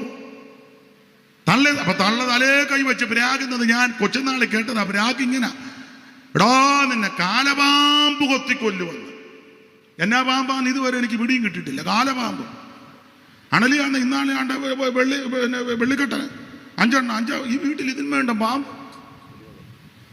എനിക്കൊന്ന് പാമ്പം കണ്ട അവിടെ പെറ്റുപിരിക്കുന്നത്. യോ ദൈവമേ, ആ കുഞ്ഞുങ്ങൾ കടന്നു പോയല്ലോ, സങ്കടം. സൂക്ഷിക്കണേ. അതാ ഞാൻ മോനങ്ങോട്ട് വെള്ളത്തിന് പോയപ്പോൾ പോകണ്ടെന്ന് പറഞ്ഞു, നാശം വന്നു. ഇവിടെയൊക്കെ തെളിഞ്ഞാ കിടക്കുന്നു, എന്നാലും പോകണ്ട. ഇരുട്ടത്ത് ഇറങ്ങുമ്പോഴേ ഒക്കെ ശ്രദ്ധിച്ചോണേ. വല്ലാത്ത അന്തരീക്ഷമാണ്, വല്ലാത്ത കാലമാണ്. അപ്പൊ ചുരുക്കി പറഞ്ഞാൽ ഈ തള്ള തലേ കൈവച്ച് പ്രാകുന്ന ഞാൻ കേട്ടതാ, എടാ നിന്നെ കാലപാമ്പ് കൊത്തി. അങ്ങനെ കൊത്താനൊന്നും അല്ല അമ്മ പറഞ്ഞത്, സഖികെട്ട് പറഞ്ഞതാ. പെറ്റതള്ളമാരങ്ങനെ ഇച്ചിരി പ്രാഗിയാലും എന്തേലുമൊക്കെ പറഞ്ഞാലും ഇച്ചിരി കഴിയുമ്പോൾ അവരുടെ ഹൃദയം, ദൈവമേ ഞാൻ അറിയാതെ എൻ്റെ കുഞ്ഞിനെ അങ്ങനെ പറഞ്ഞു, ദൈവമേ ഒന്നും മരുത്ത്. അമ്മ അതാ, ഈ അമ്മേനെ ആ നീ കൊണ്ട് അനാഥാലയത്തിൽ ഇട്ടേക്കുന്നു. എടാ കഴുതേ, ഇങ്ങനെയുള്ള അമ്മേനെ അനാഥാലയത്തിൽ കൊണ്ടിട്ടിരിക്കുക. എന്നിട്ട് ചത്ത് കഴിയുമ്പോൾ ഇവൻ പോസ്റ്റയിലും മധുരയിലെല്ലാം സ്തോത്രം അമ്മച്ചി നിത്യതയിൽ 5-6 ബൊക്കെ ആയിട്ട് തള്ളിക്കൊണ്ട് വരിക. എന്നതിന് ജീവിച്ചിരിക്കുമ്പോൾ പെറ്റതള്ളക്ക് വെള്ളം കൊടുക്കാത്ത നീയാന്നോട് അകത്ത് കഴിയുമ്പം നാട്ടുകാർക്കെല്ലാം മണ്ണും പഴവും പപ്സും വേണം. ഈ തള്ളക്ക് കൊടുക്കണ്ടേ? ആട്ടെ, ഞാനങ്ങ് അടങ്ങുക.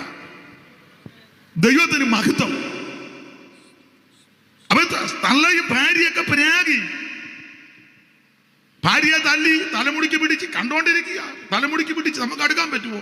ഞാനിന്ന് കൊച്ച നാട്ടുകൊണ്ട് വശം കെട്ടപ്പോ തള്ള അല്ലെ മൂപ്പ തള്ള അവിടെ കിടന്ന് പറയാ തൻ്റെ തലയിൽ വെള്ളിടി വെട്ടു വന്നു. ഇത് ഞാൻ കേട്ടത്. ഇത് അങ്ങനെ വെട്ടാനോ നശിക്കാനല്ല, സ്വസ്ഥത കെടുത്തി. പക്ഷേ ആ വ്യക്തി രക്ഷിക്കപ്പെട്ടു. യേശുവിനെ അറിഞ്ഞു. മറ്റേതെല്ലാ ദിവസവും തന്തയ്ക്ക് ആലോക്യം അല പറയുക. ഇപ്പൊ സന്ധ്യയാകുമ്പോൾ വേറെ പുസ്തകം എടുത്തു വെച്ചുകൊണ്ട് പാട്ടുപാടി ദൈവത്തെ മഹത്വപ്പെടുത്തുക. എന്ത് യോഗ്യമായിട്ടാണ് ഇപ്പം ജീവിക്കുന്നത്? എന്താ സുവിശേഷം യോഗ്യമായിട്ട് ജീവിക്കാൻ ഇടയാകും. പണ്ടൊന്ന് പറഞ്ഞ് രണ്ടാമത്തിന് തല്ലും ബഹളവും തെറി. ഞങ്ങൾക്കൊരമ്മയുണ്ട്, ഞാൻ ഇടയ്ക്കിടയ്ക്ക് അമ്മയെ കാണാനൊക്കെ പോകും. പ്രായമാണ്. തള്ളയുടെ പുള്ളിയെ സഖാവെന്നാ അമ്മച്ചിയെ വിളിക്കുന്നത്. സഖാവ്, ബാക്കി പേര് ഞാൻ പറഞ്ഞ അറിയാമായിരിക്കും. ഇപ്പോഴും ഉണ്ട്, 100 വയസ്സ്.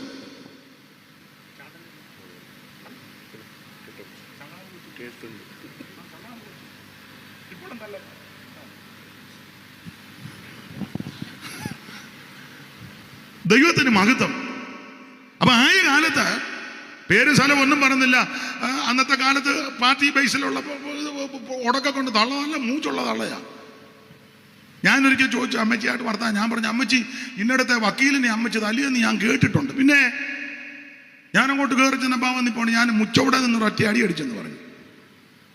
ചുവടൊക്കെ എന്നെ കാണിച്ചു. കൊണ്ടുപോവാം ഹരിക്കൊരു സന്തോഷം. മുച്ചവിടെ നിന്നൊരു അടി കൊടുത്തന്നെ.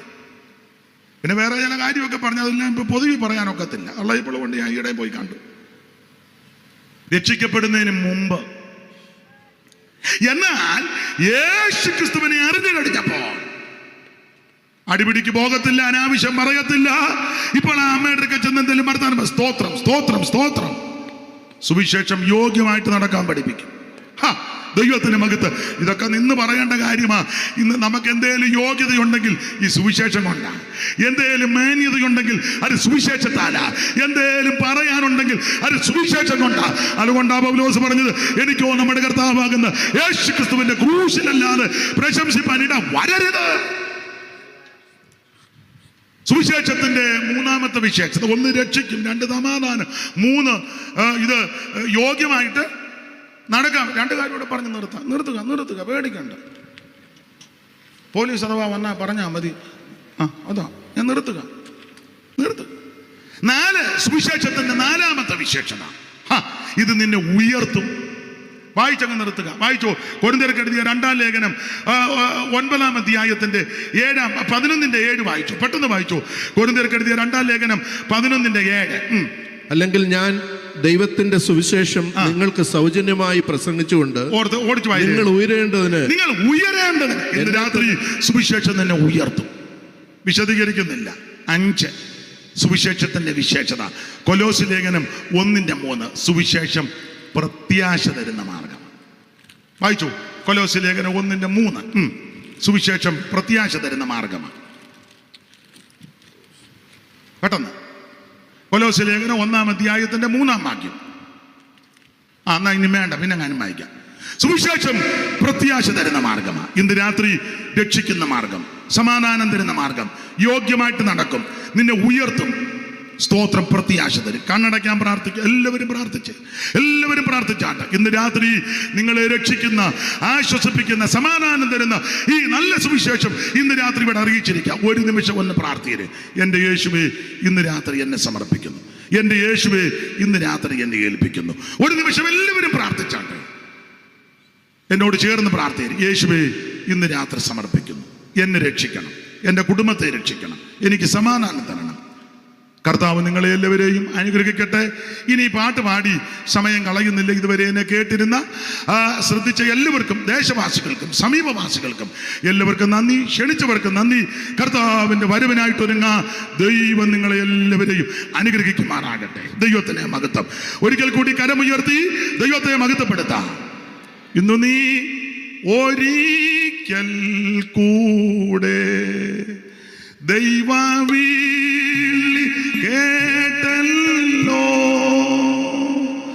രക്ഷിതാവു നിന്നെ ഇന്ന് സ്വന്തമാക്കി തീർത്തിടും. ഇന്നു തന്നെ നിന്നെ രക്ഷിപ്പാനായി കാക്കും